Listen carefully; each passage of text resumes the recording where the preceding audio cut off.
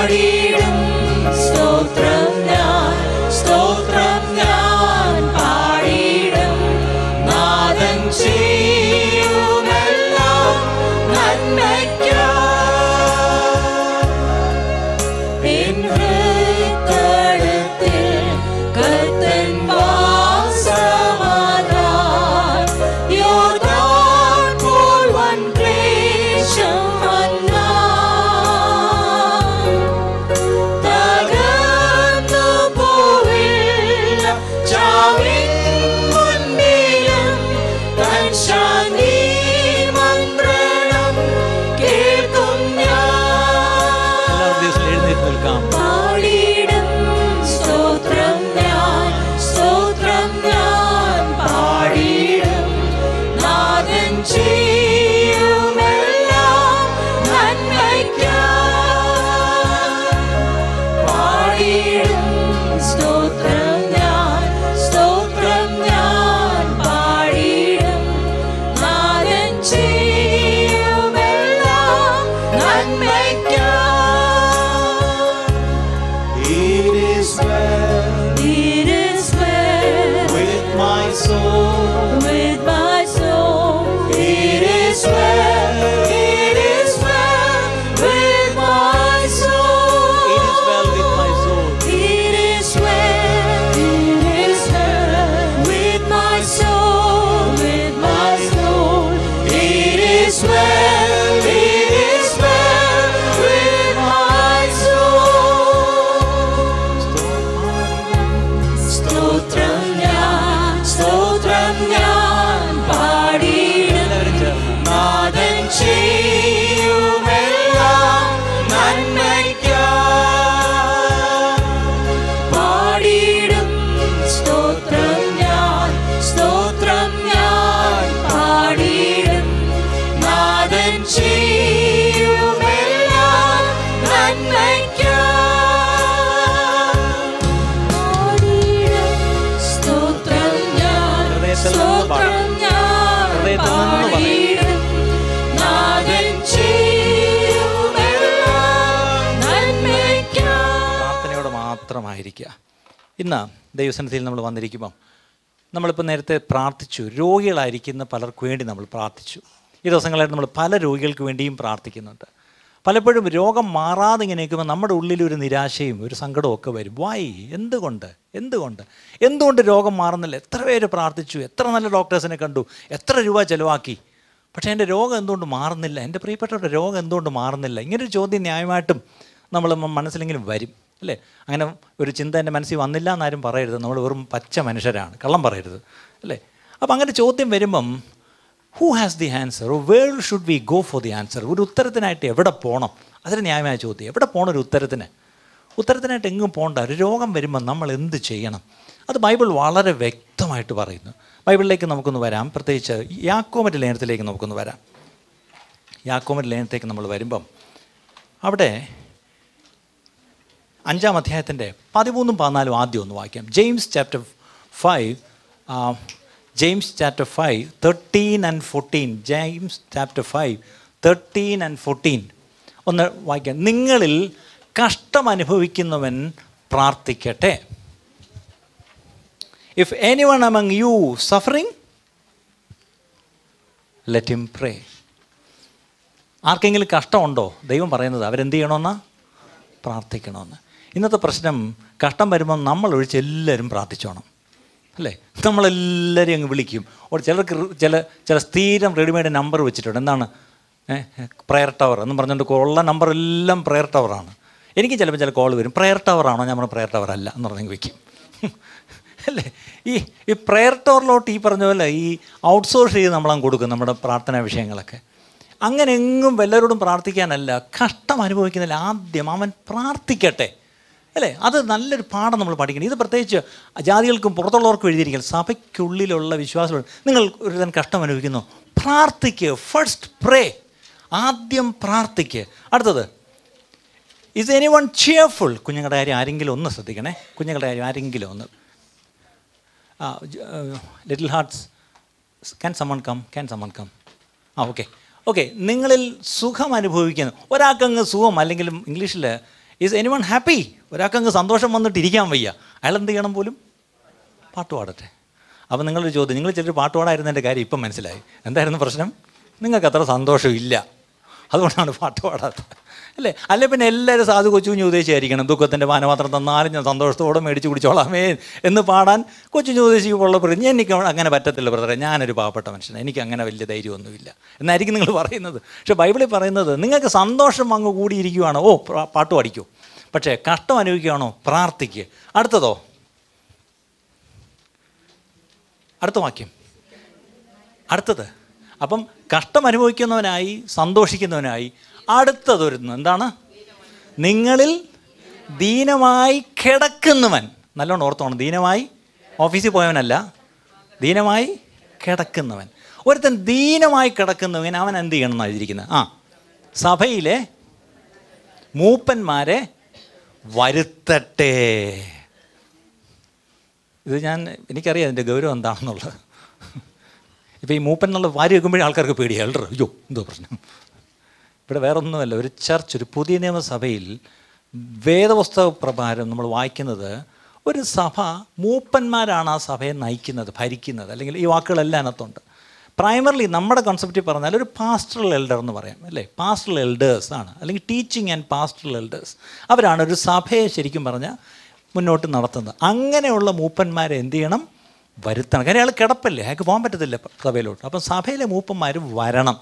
അപ്പോൾ ആ മൂപ്പന്മാർ ഈ പറഞ്ഞ പോലെ ഒരു ഇടയ ഹൃദയമുള്ളവരും ദൈവവചനം പഠിപ്പിക്കുന്നവരും ഉപദേശിക്കുവാൻ സമർത്ഥരും, അവരുടെ ഒത്തിരി ക്വാളിറ്റീസൊക്കെ പറഞ്ഞിട്ടുണ്ട്. അങ്ങനെയുള്ളവർ ആ വീട്ടിലേക്ക് വന്ന് ഈ ദീനമായി കിടക്കുന്നവനെ എന്ത് ചെയ്യണം? അവനെ എടുത്ത് നേരെ ആശുപത്രി കൊണ്ടുപോകണമെന്നല്ല. ഇന്നത്തെ മൂപ്പന്മാരെ ഞങ്ങൾ അതൊക്കെയാണ് ചെയ്യുന്നത്. ഏത് ഡോക്ടർ കൊള്ളാം, ഏത് ആശുപത്രി കൊള്ളാം, പേവാട് എങ്ങനെ കിട്ടും, ഇതിനൊക്കെ ആദ്യം വരുന്ന കോൾ ആർക്കാണ്? പാസ്റ്റർക്കാണ്. പണ്ട് ഞങ്ങളുടെ അപ്പന്മാരൊക്കെ പ്രാർത്ഥിച്ച് സൗഖ്യമാക്കും, ഞങ്ങളൊക്കെ പ്രാർത്ഥിച്ച് ആശുപത്രി വിടും. ഇത്രയേ ഉള്ളൂ വ്യത്യാസം, വേറെ കുഴപ്പമൊന്നുമില്ല, അല്ലേ? അവരൊക്കെ അന്ന് കാശില്ലായിരുന്നു, അവർക്കൊന്നും പോകാൻ ആശുപത്രിയില്ല, ഡോക്ടർ അറിയത്തില്ല, ഒന്നുമില്ല. പക്ഷേ ഇന്നിപ്പോൾ ഡോക്ടർമാരെല്ലാം സഭയ്ക്കകത്തിരിപ്പുണ്ട്, അല്ലേ? അതുകൊണ്ട് നമുക്ക് എല്ലാ ആശുപത്രിയിലും ആളുള്ളതുകൊണ്ട് ഏറ്റവും നല്ല സ്പെഷ്യലിസ്റ്റ് ആരാണെന്ന് പറഞ്ഞ് നമ്മളെല്ലാവരെയും പ്രാർത്ഥിച്ച് പാസ്റ്റർമാരങ്ങ് വിട്ടുകൊണ്ടിരിക്കുക. പക്ഷേ ബൈബിളിൽ കാണുന്നത് മൂപ്പന്മാർ വന്ന് എന്ത് ചെയ്യണം?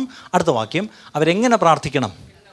എണ്ണ പൂശി പ്രാർത്ഥിക്കണം. കർത്താവിൻ്റെ നാമത്തിൽ അവനെ എണ്ണ പൂശി. അത് ഇംഗ്ലീഷിൽ അനോയിൻറ്റ് ഹിം വിത്ത് ഓയിൽ. ഇവിടെ ചെറിയ കറക്ഷൻ ഞാൻ പറയട്ടെ, ഈ അനോയിൻറ്റ് ഹിം വിത്ത് ഓയിലാണ്, ഡോണ്ട് അനോയിൻറ്റ് ദി ഓയിൽ. ഇന്ന് ഇതൊരു വലിയൊരു കുഴപ്പമാണ്. ഞാൻ രാവിലത്തെ സർവീസിൽ പറഞ്ഞു, ഞാൻ തമിഴ്നാട്ടിൽ നിന്നും കൂടെ വരുന്ന ഒരാളാണേ. ഞാൻ കണ്ടിട്ടുണ്ട് അവിടെയുള്ള പഴയ ബന്ധിക്കോ സഭയിലൊക്കെ ആരാധനയ്ക്ക് വരും പ്രത്യേകിച്ച് സൗകര്യമാർ ബൈബിളും കാണും, കയ്യിലൊരു കൊച്ചു കുപ്പി എണ്ണയും കാണും. അവർ നേരെ ഫ്രണ്ടിൽ വന്ന് ആ കൊച്ചു കുപ്പി എണ്ണ ആ പുൽപ്പിറ്റിൻ്റെ താഴെ, മേശയുടെ താഴെ വെച്ച് തിരിച്ചു പോയിരിക്കും. എന്നിട്ട് ആരാധന എല്ലാം കഴിഞ്ഞ് വരും. അപ്പോൾ എപ്പോഴെങ്കിലും സമയം പാസ്റ്റർ എന്ത് ചെയ്യും? ഈ എണ്ണ എല്ലാം കൂടെ ഒന്ന് പ്രാർത്ഥിച്ച് അഭിഷേകം ചെയ്ത് കൊടുക്കും. അവരുടെ കുപ്പി എണ്ണ എടുത്തുകൊണ്ട് ഒരാഴ്ചത്തേക്കുള്ള അവരുടെ കോട്ടയാണ്. എന്താണ്? മോടെ വയറുവേദനയ്ക്ക്, പശുവിന് മറ്റേ പാല് വരുന്നില്ല, അതിനും എല്ലാം സകലത്തിനും ഈ എണ്ണ കൊണ്ടങ്ങ് പൂശും. കാരണം എണ്ണ എന്താണ്? Anointed oil. കാറ് സ്റ്റാർട്ടായാലേ അതിന് വരെ പോയി വരട്ടും, അല്ലേ? ഇങ്ങനെ ഈ എണ്ണ പ്രാർത്ഥിച്ച് എണ്ണ അനോയിൻറ്റ് ചെയ്യണമെന്ന് എങ്ങും ബൈബിളില്ല. നല്ലോണം ഓർക്കണം. ഞാൻ ബൈബിൾ കോളേജിൽ പോയിട്ടില്ല സാറേ, എന്നെ തെറ്റുണ്ട്, തിരുത്തണം. ഞാനിന്നിരിക്കുന്നത് വലിയ പേടിച്ചിട്ടാണ്. കാര്യം ബൈബിൾ കോളേജിൽ വർഷങ്ങളായിട്ട് പഠിപ്പിക്കുന്ന ദേവദാസനെ ഇവിടെ ഇരിക്കുന്നത്, അല്ലേ? എണ്ണയെ അഭിഷേകം ചെയ്യണമെന്നില്ല, എണ്ണ കൊണ്ട്, അല്ലേ? ദാവീദിനെ എണ്ണത്തൈലം എടുത്ത് കണ്ണക്കൊമ്പെടുത്ത് തലയിൽ ഒഴിച്ച് അഭിഷേകം ചെയ്തു, അല്ലേ? ഒരു പ്രവാചകനെയോ പുരോഹിതനെയോ രാജാവിനെയോ ഒക്കെ അങ്ങനെ അഭിഷേകം ചെയ്യും. അപ്പം എണ്ണയല്ല അഭിഷേകം ചെയ്യുന്നത്. എൻ്റെ കൂട്ടത്തിൽ ഒരു തിരുത്തൽ കൂടെ പറഞ്ഞേക്കാം, ഈ എണ്ണ പോലെ തന്നെ മറ്റൊരു കുഴപ്പമുണ്ടെന്നാ, ഹോളി വാട്ടർ, അല്ലേ? മക്കായി പോയാൽ സംസം കിണർന്നൊരു കിണറിൽ നിന്ന് 5 ലിറ്ററിൻ്റെ ക്യാനും കൊണ്ടാണ് എല്ലാ ഹാജിമാരും ഹജ്ജ് കഴിഞ്ഞ് വരുന്നത്. കാരണം അവിടെ നിന്ന് കിട്ടിയ 5 ലിറ്റർ വെള്ളം വത്തിക്കാനിൽ പോയി കത്തോലിക്കരും ഇതുപോലെ വെള്ളം കൊണ്ടുവരും. നമ്മുടെ ഇടയിൽ ഈ വെള്ളം പരിപാടിയൊക്കെ ഉണ്ട്. ഞാൻ പ്രാർത്ഥിച്ച് വെള്ളം കുടിക്കുക. പണ്ടിരിക്കും ഞാനൊരു വീട്ടിൽ ചെന്ന് ഒരാളുടെ കൂടെ പോയത്. അവിടെ ചെന്ന് അതൊരു സീനിയർ ദേവദാസനാണ്. അവിടുത്തെ മോന് സുഖമില്ല എന്ന് അവിടുത്തെ സൗകര്യം പറഞ്ഞു. ഉടനെ പറഞ്ഞു, സാറേ ഒരു വെള്ളം കൊണ്ടുപോവാ. എന്നാൽ അവർ ഓടിപ്പോയി വെള്ളം കൊണ്ടുവന്നു. പുള്ളി ആ വെള്ളം അങ്ങോട്ടെടുത്ത് അതിലോട്ടൊരു ഓതലും ഒക്കെ അങ്ങ് ഓതി. ഏതാണ്ടൊക്കെ കുറച്ച് മന്ത്രവും മായവും ഏതാണ്ടൊക്കെ ഒരു 5 മിനിറ്റ് ഈ ഏതാണ്ടൊക്കെ കാണിച്ച് ആ വീട്ടുകാരെല്ലാം വന്ന് ഇങ്ങനെ നിന്ന് നോക്കിക്കൊണ്ടിരിക്കുക. ഇദ്ദേഹം ഒരു 5 മിനിറ്റ് പ്രാർത്ഥിച്ച് ഏതാണ്ടൊക്കെ ആവാഹിച്ച് വെള്ളത്തിലോട്ട് ഇറക്കിയിട്ട് കുടിക്കുക എന്ന് പറഞ്ഞാൽ മോനെ കുടിപ്പിച്ച് അവൻ വാങ്ങിച്ച് അപ്പോഴേ ഒരു കുടിയും കുടിച്ചു. ശരി, ആ വീട്ടുകാർക്ക് സന്തോഷമായി, ഉപദേശിക്ക് മടക്കം കൊടുത്ത് ഞാനന്ന് കൂടെ പോവാം ശിഷ്യനായിട്ട്. ഞാൻ ആലോചിച്ച് ഇതെന്തൊരു പരിപാടി, ഈ എണ്ണ ഈ വെള്ളത്തെ ഇങ്ങനെ പ്രാർത്ഥിച്ചു കൊടുക്കണമെന്ന് എവിടെ വാക്കി? ഇനി ഞാനും പ്രാർത്ഥിച്ച് കൊടുത്തിട്ടുണ്ട് കേട്ടോ, ഒരു പ്രത്യേക സാഹചര്യത്തിൽ ചിലപ്പോൾ അങ്ങനെയൊക്കെ നമ്മൾ ചെയ്യും. പക്ഷേ പ്രശ്നം അതല്ല, ഇതൊരു സ്ഥിരം പരിപാടിയാക്കരുത് അല്ലേ. അങ്ങനെ പ്രത്യേകിച്ച് പ്രാർത്ഥിച്ച എണ്ണ, ഈ പറഞ്ഞ പോലെ ഒരു വിശുദ്ധ ജലം, അതുപോലെ തന്നെ വേറൊരു സാധനം, അതിപ്പോൾ ഇല്ല, സാറിന് ഓർമ്മ കാണുമായിരിക്കും. പണ്ട് തിരുവനന്തപുരത്തൊരു സായിപ്പ് വരുമായിരുന്നു. എല്ലാ വർഷവും പുത്തരിക്കണ്ടത്ത് മിക്കവാറും വരുമായിരുന്നു. ഒരു വട്ടം ഞങ്ങളാണ് പാടാൻ പോയി സ്റ്റേജിൽ ഇരുന്നത്. അന്ന് തലേ ദിവസം അവസാന ദിവസത്തിൻ്റെ തലേന്ന് ചാലയിൽ പോയി കുറേ തുണി മേടിച്ച് അതിനെ ഇങ്ങനെ ചെറുതായിട്ട് മുറിച്ച് തയ്യക്കാരൻ നമ്മൾ തയ്ക്കാൻ കൊടുക്കുമ്പം ഒരു ചെറിയ പീസ് മറ്റേ ബില്ലേ കൂടെ സ്റ്റേപ്പിൾ ചെയ്ത് തരത്തില്ലേ, അത്രയും സൈസേ ഉള്ളൂ. അതിങ്ങനെ വെച്ചിട്ട് അവസാനം വരുന്ന ആയിരക്കണക്ക് പേർക്ക് എന്താണ് ക്യൂ ആയിട്ട് നിർത്തി ഈ പ്രാർത്ഥിച്ച തുണി കൊടുക്കും. എൻ്റെ പൊന്നെ, അന്ന് പ്രാർത്ഥിച്ച തുണി മേടിക്കാൻ തിരുവനന്തപുരത്ത് ആ ക്യൂവിൽ ഏറ്റവും കൂടുതൽ തള്ളിയത് ബന്ധിക്കോസാര. ഞാൻ ഈ സ്റ്റേജിൽ ഇരിക്കുമ്പോൾ കണ്ടുകൊണ്ടിരിക്കുക, പലരും പല റൗണ്ട് വന്ന് മേടിച്ചു. എന്താ എൻ്റെ ഇനി മറ്റേ ഗൾഫിലുള്ള അവർക്കൂടെ അയച്ചു കൊടുക്കണം, എൻ്റെ നാട്ടിൽ ഇന്നാർക്ക് അയച്ചു കൊടുക്കണം. അവരുടെ പരിചയത്തിൽ ആർക്കൊക്കെ രോഗിയുണ്ടോ അവർക്കെല്ലാം ഈ തുണി മേടിച്ച് അയച്ചു കൊടുത്തു. എന്തായാലും ഇപ്പോൾ അത് ഏകദാസം വരുന്നില്ല, സാറും തർജ്ജമ ചെയ്ത് കാണും അങ്ങർക്ക് അല്ലേ. അപ്പോൾ ഞാൻ പറഞ്ഞത്, അദ്ദേഹം ഒരു നല്ല ഉദ്ദേശത്തെ ആ സായിപ്പ് ചെയ്തത്, ഞാൻ അദ്ദേഹത്തെ കുറ്റം പറയുന്നില്ല. പക്ഷേ ഇങ്ങനെ ഈ blessed cloth, holy water, anointed oil, ഇങ്ങനത്തെ പരിപാടികൾക്കൊന്നും നമ്മൾ പോരുത്. കാര്യം ഇങ്ങനത്തെ രീതിയൊക്കെ ഒരു തരത്തിൽ പേഗൻ അല്ലെങ്കിൽ ഒരു ജാതീയമായ ചില ആചാരങ്ങളാണ്. മറ്റു മതങ്ങളിലൊക്കെ ഇത് സാധാരണയാണ് അല്ലേ. ഗംഗയിൽ പോയി കുളിക്കുകയും ആ വെള്ളം എടുത്ത് കുടിക്കുകയും അല്ല, ഇതൊക്കെ സാധാരണ. ഇതൊന്നും നമ്മുടെ ഇടയിൽ വേണ്ട പ്രിയപ്പെട്ട. കാരണം ഇവിടെ വ്യക്തമായിട്ട് എഴുതിയിട്ടുണ്ട്, are you sick, call for the elders, let them come and let them pray over you, let them anoint oil and pray. അങ്ങനെ പ്രാർത്ഥിക്കുമ്പോൾ എന്ത് സംഭവിക്കുന്നു വെച്ചിട്ടുണ്ട്. എന്നാൽ അടുത്ത വാക്യം, അങ്ങനെ പ്രാർത്ഥിക്കുമ്പോൾ വിശ്വാസത്തോടു കൂടിയ പ്രാർത്ഥന. അപ്പം നല്ലോണം ഓർക്കണം, അവനെ സൗഖ്യമാക്കുന്നത് എണ്ണയല്ല, അവനെ സൗഖ്യമാക്കുന്നത് വിശ്വാസത്തോടു കൂടിയ പ്രാർത്ഥന. ഒരു ആമേൻ പറഞ്ഞാട്ട് അല്ലേ. അപ്പം ഇന്നും നമ്മുടെ സൗഖ്യത്തിന് ആവശ്യം വിശ്വാസത്തോടു കൂടിയ പ്രാർത്ഥനയാണ്. ഇന്ന് അതിന് വയ്യ, നമ്മളെല്ലാം ഷോർട്ട് കട്ട്, എവിടെയെങ്കിലും എണ്ണയുണ്ടോ വെള്ളമുണ്ടോ അതുകൊണ്ടൊന്ന് ഓടുക.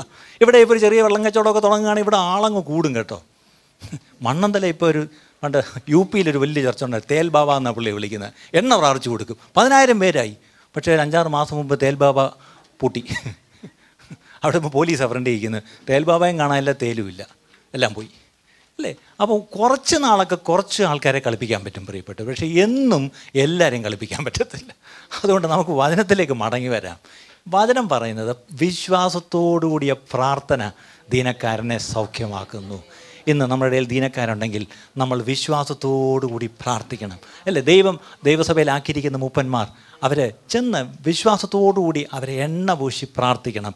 ഇനി എന്താണ്, കർത്താവ് അവനെ കണ്ടോ, ഇതാണ് കാര്യം. Who should raise him up? The Lord will do that. കർത്താവ് ദീനക്കാരനെ എഴുന്നേൽപ്പിച്ചിട്ട് അവൻ പാപം ചെയ്തിട്ടുണ്ടെങ്കിൽ അവനോട് ക്ഷമിക്കുകയും ചെയ്യും അല്ലേ. ദീനം വരുമ്പം ഈ ഒരു പ്രാക്ടീസ് ഉണ്ട് പ്രിയപ്പെട്ടവരെ, ഈ ഒരു പ്രാക്ടീസ് ഉണ്ട്. നമ്മൾ ഇന്നത്തെ ഏറ്റവും പ്രശ്നം, ഒരു ലോക്കൽ സഭയിൽ അംഗമാണെങ്കിലേ അവിടുത്തെ മൂപ്പന്മാരെ ചെന്ന് വിളിക്കാൻ പറ്റൂ. ഇതാണ് വേറൊരു പ്രശ്നം. ഇന്ന് നമ്മുടെ പ്രശ്നം, നമുക്കൊരാൾക്ക് ദീനം വരുമ്പം നിങ്ങളിൽ ദീനമുള്ളവൻ താരുവിനെ വിളിക്കട്ടെ, താരു ബ്രദറിനെ വിളിക്കട്ടെ, അല്ലെങ്കിൽ ഈ പറഞ്ഞ പോലെ തങ്കു ബ്രദറിനെ വിളിക്കട്ടെ, അല്ലെങ്കിൽ ടിനു ബ്രദറിനെ വിളിക്കട്ടെ. ഞാൻ കഴിഞ്ഞ ആഴ്ച ഇതിൽ 2 പേരെ കണ്ടു.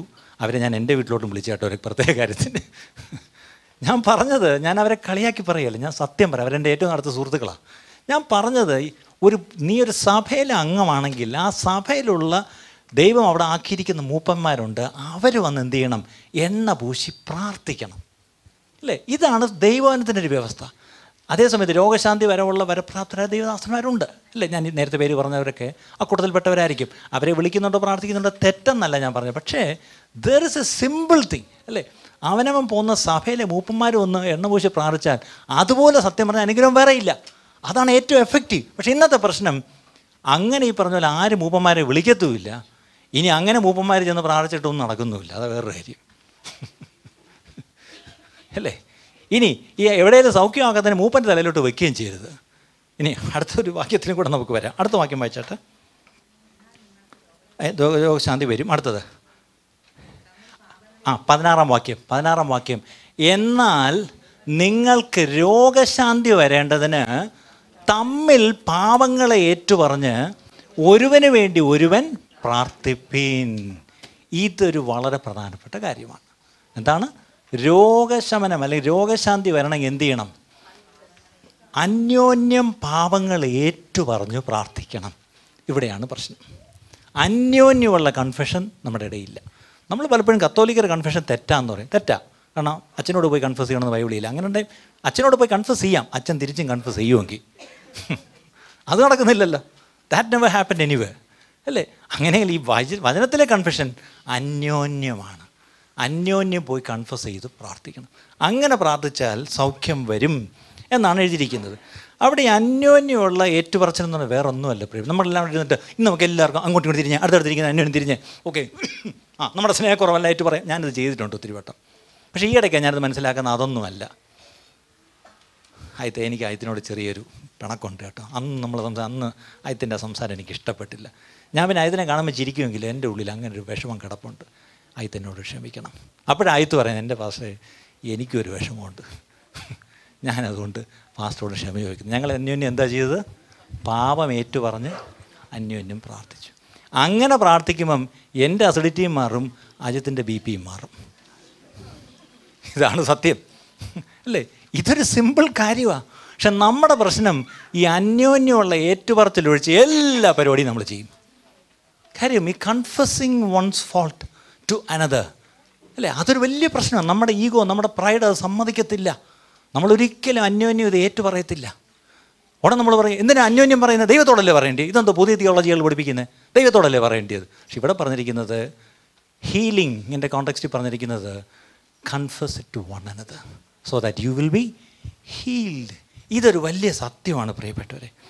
ഇനി അല്പം ഒന്ന് പഴയൊരു പുസ്തകത്തിലേക്ക് പോയി തിരിച്ചു വരാം. ഞാൻ കഴിഞ്ഞ ആഴ്ച പറഞ്ഞല്ലോ, ബൈബിളിലെ ചില ബുക്കിൻ്റെ പേര് ലാമെൻറ്റേഷൻസ്. എന്താണ്? വിലാപങ്ങൾ, അല്ലേ? വിലാപങ്ങളിലേക്കൊന്ന് വരാം. ഒരു നിമിഷം ഒന്ന് വിലാപങ്ങളിലേക്ക് വരാം. 3-ാം അധ്യായത്തിലേക്ക് വന്നാൽ വിലാപങ്ങൾ 3-ന്റെ 1-ാം വാക്യം നമുക്ക് നോക്കാം. വിലാപങ്ങൾ എവിടാ? വിലാപങ്ങൾ എന്നറിയാമോ? നാണിക്കണ്ട, നിങ്ങൾ ഇൻഡെക്സ് എടുത്ത് നോക്കിയോ. യെരമ്യാവിൻ്റെ അടുത്ത പുസ്തകം വന്നോ? ആ ശരി. ഞാൻ അവൻ്റെ കോപത്തിൻ്റെ വടി കൊണ്ട് കഷ്ടം കണ്ട പുരുഷനാകുന്നു. ശോ, ഇതെന്തൊരു കഷ്ടം. ദൈവത്തിന് എന്തുണ്ട്? കോപമുണ്ട്. കോപം വരുമ്പോൾ ദൈവം എന്തെടുക്കും? വടിയെടുക്കും. വടിയെടുക്കും. അതിൻ്റെ കഷ്ടമാർക്കാ? അത് കൊണ്ട പുരുഷനാ, അല്ലേ? ചിലപ്പോഴെങ്കിലും ദൈവത്തിൻ്റെ കോപം അനുഭവിക്കുന്ന അല്ലെങ്കിൽ അതിനാൽ വന്ന കഷ്ടം അനുഭവിക്കുന്നവരാവാം നമ്മൾ. അടുത്ത വാക്യം, 2-ാം വാക്യം. നിൽക്കേ, അവൻ എന്നെ മൈക്കിൽ കൂടെ ഒരാൾ വാക്യം വായിച്ച്. ഇവിടെ ആരും ഇല്ലേ? ദയവ് നിങ്ങളെല്ലാം കൂടി പുറകെ പോയിരിക്കല്ലേ please. Worship team be here. നിങ്ങൾ ഇവിടോട്ടൊന്നിരിക്കുക please. I need somebody here. ഒന്ന് വായിച്ചേ. മൈക്ക് ഇത് ലൈവ് സ്ട്രീമിൽ കൂടെ ഒത്തിരി പേര് കേൾക്കുന്നുണ്ട് ലോകത്ത് പല പ്രാവശ്യം. അവർക്കൂടെ കേൾക്കണം എന്തായി വായിക്കുന്നതെന്ന്. ഓക്കെ, സോറി, നിങ്ങൾ വായിക്കുന്നത് നല്ലതാണ്, പക്ഷേ മൈക്ക് കൂടെ വായിച്ചാലേ എല്ലാവർക്കും കേൾക്കാൻ പറ്റും. അതുകൊണ്ടാണ്. ഓക്കെ, അവൻ എന്നെ വെളിച്ചത്തിലല്ല ഇരുട്ടിലത്രേ നടത്തിക്കൊണ്ട് പോന്നിരിക്കുന്നത്. ഇപ്പം നമ്മളെവിടാ? ചിലപ്പോഴെങ്കിലും നമ്മുടെ ജീവിതത്തിൽ ഇരുട്ടിൽ കൂടെ നടന്നു പോകുന്നു എന്നല്ല എഴുതിയിരിക്കുന്നത്. എന്താണ്? നടത്തിക്കൊണ്ടു പോന്നിരിക്കുന്നു. നമ്മളൊക്കെ ആദ്യം പഠിച്ച സങ്കീർത്തനം ഏതാ? കൂരിരുളിൻ്റെ താഴ്വരയിലൂടെ ഞാൻ നടന്നാലും. അതിൻ്റെ അർത്ഥം എപ്പോഴും പച്ചയായ പുൽപ്പുറവും സ്വസ്ഥതയുള്ള വെള്ളവും മാത്രമല്ല, കൂരിരുളിൻ്റെ താഴ്വര, മരണ നിഴലിൻ്റെ താഴ്വരയും നമ്മുടെ ജീവിതത്തിലുണ്ട്. ഇവിടെ ഈ കൂരിരുട്ടിൽ കൂടെ ചിലപ്പോൾ നമ്മളെ ദൈവം നടത്തിക്കൊണ്ടു പോവും. രാത്രി ഉറങ്ങാൻ കഴിയാത്ത അവസ്ഥ, അല്ലേ? എന്ത് ചെയ്യണമെന്നറിയാത്ത അവസ്ഥ. രാത്രിയുടെ യാമങ്ങളിൽ ഇങ്ങനെ ദീർഘ നിശ്വാസം വിട്ടുകൊണ്ടിരിക്കുന്ന അവസ്ഥ. ആരെയും കാണാൻ ഇഷ്ടപ്പെടാത്ത അവസ്ഥ. എഴുന്നേറ്റൊന്ന് ഷേവ് ചെയ്ത് കുളിച്ചൊന്നും വൃത്തിയായിട്ടിരിക്കാൻ പോലും തോന്നാത്ത അവസ്ഥ. ഇങ്ങനെയൊക്കെയുള്ള അവസ്ഥകൾ നമ്മുടെ ജീവിതത്തിൽ വരുമോ പ്രിയപ്പെട്ടവരെ? വരും. പക്ഷേ അങ്ങനെ ഉള്ളപ്പോഴും 8-ാം വാക്യം നോക്കാം. അതേ അധ്യായത്തിൻ്റെ 8-ാം വാക്യം. ഞാൻ കൂകി നിലവിളിച്ചാലും അവൻ എൻ്റെ പ്രാർത്ഥന തടുത്ത് കളയുന്നു. നമ്മൾ എങ്ങനെയാ നിലവിളിച്ചിരിക്കുന്നത്? ഇങ്ങനെ ആരെങ്കിലും കൂകി നിലവിളിച്ച് പ്രാർത്ഥിച്ചിട്ടുണ്ടോ? അതിൻ്റെ അർത്ഥം ഞാൻ സാധാരണ പ്രാർത്ഥിക്കുന്ന പ്രാർത്ഥന കേൾക്കുന്നില്ല. അപ്പം ഞാൻ എന്ത് ചെയ്യും? ഒരാളെങ്ങനെ വിളിച്ച് അവസാനം ഇത് തന്നെയാ, അല്ലേ? ദൈവത്തെ അല്ലാതെ വിളിച്ചിട്ട് കേൾക്കുന്നില്ല. എത്ര പ്രാർത്ഥിച്ചിട്ട് കേൾക്കും. അതിനെ കൂകി നിലവിളിച്ച് പ്രാർത്ഥിച്ചു. നിലവിളിച്ചാലെങ്കിലും ദൈവം ഒന്നും കേൾക്കത്തില്ലേ? പക്ഷെ അങ്ങനെ വിളിച്ചിട്ടും രക്ഷയില്ല. എന്താ കാര്യം? എന്തായിരിക്കും? വൈ? 44-ാം വാക്യം വായിച്ചാട്ടെ. അതിൻ്റെ തന്നെ 44. ഞങ്ങളുടെ പ്രാർത്ഥന കടക്കാതെ വണ്ണം നീ മേഘം കൊണ്ട് നിന്നെ തന്നെ ഞങ്ങളുടെ പ്രാർത്ഥന കടക്കാതെ വണ്ണം നീ മേഘം കൊണ്ട് നിന്നെ തന്നെ. ഇത് പിശാചല്ല മറച്ചത്. നമ്മൾ പലപ്പോഴും പ്രാർത്ഥനയ്ക്ക് ഉത്തരം വരാത്തതിന് ആരെയാ പാവോട്ട് ശാസിക്കുന്നത്? എൻ്റെ പ്രാർത്ഥനയെ തടയുന്ന പിശാചേ, എൻ്റെ പ്രാർത്ഥനയ്ക്കുള്ള ഉത്തരത്തെ തടയുന്ന. ഉടൻ ദാനിയേലിലെ വാക്യമെല്ലാം നമ്മൾ കൊണ്ടുവരും. പാർസി പ്രഭു അവൻ ആ പാങ്ങളൊന്നും അറിഞ്ഞിട്ട് പോലുമില്ല ഇതൊന്നും. ദൈവം ചിലപ്പം നമ്മുടെ പ്രാർത്ഥന അങ്ങോട്ട് ചെല്ലാതെ അല്ലെങ്കിൽ ഉത്തരം ഇങ്ങോട്ട് വരാതൊക്കെ ഒരു മേഘം കൊണ്ടെന്ന പോലെ അങ്ങ് തടയും. ഇതൊന്നും ഞായറാഴ്ച കേൾക്കാൻ കൊള്ളാവുന്ന പ്രസംഗങ്ങളല്ല കേട്ടോ. നമ്മളിതൊന്നും കേൾക്കാനല്ല ഞായറാഴ്ച വരുന്നത്, അല്ലേ? പക്ഷേ these are some important life realities, ജീവിത യാഥാർത്ഥ്യങ്ങൾ. ഇതൊക്കെ നമ്മൾ പഠിക്കണം. അങ്ങനെ വരുമ്പം നമ്മൾ എന്ത് ചെയ്യണമെന്നുള്ള അവിടുത്തെ വിഷയം. 28-ാം വാക്യം 28. അവനത് അവൻ്റെ മേൽ വെച്ചിരിക്കൊണ്ട്. കണ്ടോ, ചിലപ്പം ദൈവം നമ്മുടെ മേൽ അത് വയ്ക്കും. ആരും അമേൻ പറയണ്ട, പേടിക്കണ്ട. ദൈവം ചിലപ്പോഴെങ്കിലും നമ്മുടെ മേൽ അത് വയ്ക്കും. എന്ത് ചെയ്യണം? അവൻ തനിച്ച് മൗനമായിരിക്കട്ടെ. അവിടെ ആരെയും വിളിക്കണ്ട. അവിടെ മൂപ്പനെ അപ്പം വിളിച്ചിട്ട് കാര്യമില്ല. ചിലപ്പോഴെങ്കിലും നമ്മുടെ ജീവിതത്തിൽ നമ്മൾ തനിച്ച് മൗനമായിരുന്ന് എന്ത് ചെയ്യണം? 29. അവൻ തൻ്റെ മുഖത്തെ പൊടിയോളം താഴ്ത്തട്ടെ. മുഖത്തെ പൊടിയോളം താഴ്ത്തട്ടെ എന്ന് പറഞ്ഞാൽ മുഖത്തെ അത് ഇംഗ്ലീഷിൽ let him puttu his mouth in the dust എന്ന്. വായ പൊടിയോളം താഴ്ത്താൻ, വാ പൂട്ടിക്കോണം. ഇനി ഒരു ന്യായവും പറയരുത്, ഒരു വിശദീകരണവും കൊടുക്കരുത്, ഒരു കുറ്റപ്പെടുത്തലും വേണ്ട, മിണ്ടാതിരിക്കണം. നമ്മുടെ പ്രശ്നം എന്താ? നമ്മുടെ പ്രശ്നം നമ്മൾ ഒരിക്കലും സമ്മതിക്കത്തില്ല. നമ്മുടെ കുറ്റം ഒരിക്കലും നമ്മൾ സമ്മതിക്കത്തില്ല. നമ്മളെപ്പോഴും അതിനൊരു ന്യായം പറയും, മറ്റുള്ളവരെ നമ്മൾ കുറ്റം പറയും, ഇതൊക്കെ ചെയ്യും. പക്ഷെ ഇവിടെ പറയുന്നത് നീ ഒന്നും ചെയ്യേണ്ട, മൗനമായിട്ട് നിലത്ത് വീണ് കിടക്ക്, അല്ലേ? ഞാൻ ചോദിച്ചോട്ടെ, ചിലപ്പോഴെങ്കിലും നമ്മുടെ ജീവിതത്തിൽ അവിടെ 40-ാം വാക്യം, ഇതിൽ കൂടെ എന്താ ഉദ്ദേശിക്കുന്നത്? 40-ാം വാക്യം, നാം നമ്മുടെ നടപ്പ്. ഇതാണ് ദൈവം ഉദ്ദേശിക്കുന്നത്. നമ്മുടെ നടപ്പൊന്ന് ആരാഞ്ഞ് ശോധന ചെയ്ത് യഹോവയുടെ അടുക്കലേക്ക് തിരിയുക. Let us examine our ways and test them and let us return to the Lord. ഇതിനാ കാര്യം. ചിലപ്പോഴെങ്കിലും നമ്മുടെ ജീവിതത്തിൽ ഒന്ന് കുത്തിയിരുന്ന് ഒന്ന് ആരാഞ്ഞ് ശോധന ചെയ്ത് അവങ്കിലേക്ക് തിരിയേണ്ട ആവശ്യമുണ്ട്. അതിനും കൂടെ ആയിരിക്കാം ദൈവം ഒരു സമയത്തേക്ക് നമ്മളെ ഒന്ന് താഴ്ത്തി വെച്ചിരിക്കുന്നത്. ഇനി ഒരു ആമയും പറയാമോ പതുക്കെ? അല്ലേ? Everything may not go well all the time. ചിലപ്പോഴെങ്കിലും എല്ലാം നന്നായിട്ട് പോകത്തില്ല പ്രിയപ്പെട്ട നമ്മുടെ ജീവിതത്തിൽ. പക്ഷെ അത് നമ്മളോട് ദൈവം കോപിച്ചതിൻ്റെ അടയാളമല്ല, നമ്മെ ദൈവം സ്നേഹിക്കുന്നതിൻ്റെ അടയാളമാണ്. നമ്മൾ പലപ്പോഴും ഒരു പാട്ട് പാടുകയല്ലേ, മക്കളെങ്കിൽ ശാസനകൾ സ്നേഹത്തിൻ പ്രകാശനങ്ങൾ. എം ഇ ചെറിയാൻ സാറല്ലേ അനുഗ്രഹത്തിന് അധിപതിയെ, അതിനകത്തൊരു ചരണോടല്ലോ അതുപോലെ തന്നെ. അത് തന്നെയാണ് മക്കളെങ്കിൽ. അത് തന്നെ തിരുക്കരങ്ങൾ തരുന്ന നല്ല ശിക്ഷയിൽ ഞാൻ പതറുകയില്ല. അപ്പോൾ തിരുക്കരങ്ങൾ എന്തും കൂടെ തരും. എന്തെങ്കിലും കാണിച്ച തിരുക്കരം ഒരു അടി കൊടുക്കും. എൻ്റെ തിരുക്കരം സത്യം പറഞ്ഞാൽ ചൊറിഞ്ഞ് വരുന്ന ഈ പിള്ളേർക്ക് ഒരു അടി കൊടുക്കാൻ ഒരു ശബ്ദം കാണും. പിന്നെ എൻ്റെ പിള്ളേരല്ലാത്തതുകൊണ്ടാണ് ഞാൻ പിന്നെ സഹിക്കുന്നത്, അല്ലേ? അപ്പോൾ ഒരു കൊച്ചു കുഞ്ഞുങ്ങൾ എന്തെങ്കിലും ഒരു വികൃതി കാണിക്കുമ്പോൾ നമ്മളൊരു തക്കോട്ട് കൊടുക്കും എന്ന് പറഞ്ഞ പോലെ നമ്മൾ അവൻ്റെ മക്കളാണെങ്കിൽ നമ്മൾ ഈ പറഞ്ഞ പോലെ ഇച്ചിരി ലിമിറ്റ് വിട്ടൊക്കെ കുസൃതി കാണിക്കുമ്പോൾ എന്തോ പറ്റും, ഓരോ തട്ട് കിട്ടും. അതിന് ബൈബിളിൽ നല്ലൊരു വാക്കുണ്ട്, ബാലശിക്ഷ. അത്രയേ ഉള്ളൂ, അല്ലേ? അത് നമ്മളെ കൊല്ലാനുള്ള ശിക്ഷയൊന്നുമല്ല, അതൊരു ബാലശിക്ഷ, ചസ്റ്റായിസ്മെൻ്റ് എന്നാണ് തോന്നുന്നു ഇംഗ്ലീഷിൽ, അല്ലേ? അങ്ങനെയാണെങ്കിൽ അതിൻ്റെ ഭാഗമായിട്ട് ദൈവം ചിലത് അനുവദിക്കുമ്പം നമ്മൾ ഈ പറഞ്ഞ അവിടെ ഇവിടെ എല്ലാം ഓടിയിട്ട് കാര്യമില്ല. ആദ്യം നമ്മൾ ഒന്ന് കുത്തിയിരുന്ന് നമ്മളെ തന്നെ എക്സാമിൻ ചെയ്യുക, അവങ്കിലേക്ക് തിരിയുക. ഇനി നിനക്ക് പ്രാർത്ഥിക്കുക. അതുകൊണ്ടാണ് പറഞ്ഞത് കഷ്ടം അനുഭവിക്കുന്നവൻ പ്രാർത്ഥിക്കട്ടെ. അപ്പോൾ അവൻ തന്നെ ആ എക്സസൈസ് അങ്ങ് ചെയ്താൽ എളുപ്പമുണ്ട്. ഇനി അവന് ചെയ്യാൻ കഴിയാതെ കൊണ്ട് അവനങ്ങ് അത്രയ്ക്ക് അസുഖമാണ്, കിടപ്പിലായെങ്കിൽ മൂപ്പന്മാരെ വിളിക്കും. മൂപ്പന്മാരെ വിളിക്കണം. മിനിമം 2 മൂപ്പൻ വരണം, അല്ലേ? മൂപ്പന്മാർ വന്ന് അവൻ എന്ത് ചെയ്യണം? എണ്ണ പൂശി പ്രാർത്ഥിക്കണം. കർത്താവ് അവനോട് ക്ഷമിച്ച് അവനെ എഴുന്നേൽപ്പിക്കും. ഇതൊക്കെ നമ്മൾ പഠിക്കണം പ്രിയപ്പെട്ടവർ. പുതിയ നിയമത്തിൽ പ്രത്യേകിച്ച് പുതിയ നിയമസഭയുടെ അംഗങ്ങളെന്ന് നമ്മൾ പറയുകയും ഇതൊക്കെ നമ്മൾ അറിയാതിരിക്കരുത്, അല്ലേ? ഇതറിയാത്തത് കൊണ്ടാണ് പലപ്പോഴും നമ്മളെ അവിടെ ഇവിടെ എല്ലാം കിടന്ന് ഓടി. പിന്നെ നമുക്ക് തന്നെ നിരാശ, എന്തുകൊണ്ട് സൗഖ്യം വരുന്നില്ല? സൗഖ്യം വരാതിരിക്കാൻ ഒരു കാരണമില്ല പ്രിയപ്പെട്ടവരെ. When we set things right, when we set things right with one another, healing streams will flow from us. നല്ലോണം ഓർക്കണം, സൗഖ്യത്തിൻ്റെ നദികൾ ഒഴുകും പ്രിയപ്പെട്ടവരെ. പക്ഷേ ആദ്യം ആ നദി നമ്മളിൽ ഒഴുകി നമുക്കൊരു സൗഖ്യം വരണം. എനിക്കൊരു സൗഖ്യം വന്നെങ്കിലേ ആ സാക്ഷ്യം പുറത്തോട്ട് ഒഴുകുമ്പോഴാഹാ അയാൾക്ക് ദൈവം ചെയ്തെങ്കിൽ അവൾക്ക് ദൈവം ചെയ്ത് എനിക്കെന്താ ദൈവം പിന്നെ ചെയ്യാത്തത്? തീർച്ചയായിട്ടും ചെയ്യും. അവരുടെ വിശ്വാസം വർദ്ധിച്ചു, അന്യോന്യം എന്ത് ചെയ്തു? പ്രാർത്ഥിച്ചു, കർത്താവ് വിടുവിച്ചു. അങ്ങനെയുള്ളൊരു വലിയൊരു ഹീലിംഗ് സ്ട്രീം, അല്ലേ, ഞാൻ വിശ്വസിക്കുന്ന ഒരു വലിയ ഹീലിംഗ് സ്ട്രീം ഈ ദേശത്ത് ഒഴുകും. പക്ഷെ അതാദ്യം ഞാൻ കഴിഞ്ഞ ആഴ്ച പറഞ്ഞ പോലെ മുടന്തന്മാരെല്ലാം ഇന്ന് സഭയ്ക്കുള്ളിലായിരിക്കുന്നത്, പുറത്തല്ല എന്ന് പറഞ്ഞ പോലെ ഇന്ന് രോഗികളായിട്ട് നമ്മളെല്ലാവരും അകത്തിരിക്കുക. ഇത് നാടുകൾ നമുക്കൊന്ന് അവൻ്റെ മുഖത്തേക്ക് നോക്കാം, നമുക്കൊരോരുത്തർക്കും ആ സൗഖ്യം നമുക്കൊന്ന് പ്രാപിക്കാം. ആ സൗഖ്യം തീർച്ചയായിട്ടും മറ്റനേകരിലേക്ക് ഒഴുകിച്ചെല്ലത്തക്കവണ്ണം ദൈവം ഒരു അനുഗ്രഹമാക്കി നമ്മളെ ഓരോരുത്തരെയും തീർക്കും.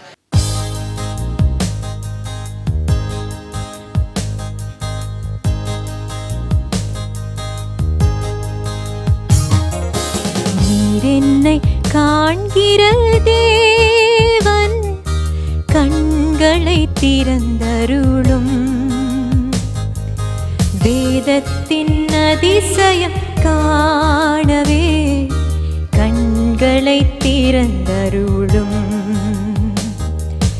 நீர் என்னை காண்கிற தேவன் கண்களை திறந்தருளும், வேதத்தின் அதிசயம் காணவே கண்களை திறந்தருளும். ஆதாமே ஆதாமே கண் திறந்ததோ, ஏதேனிலும் நிலை உணர்ந்தாயோ. ஆதாமே ஆதாமே கண் திறந்ததோ, ஏதேனிலும் நிலை உணர்ந்தாயோ. நீ உதிரத்தை நம்பியே வருவாயனால் ரட்சிப்பின் சால்வை பெற்றிடுவார். நீர் என்னை காண்கிற தேவன் கண்களை திறந்தருளும், வேதத்தின் அதிசயம் காணவே கண்களை திறந்தருளும்,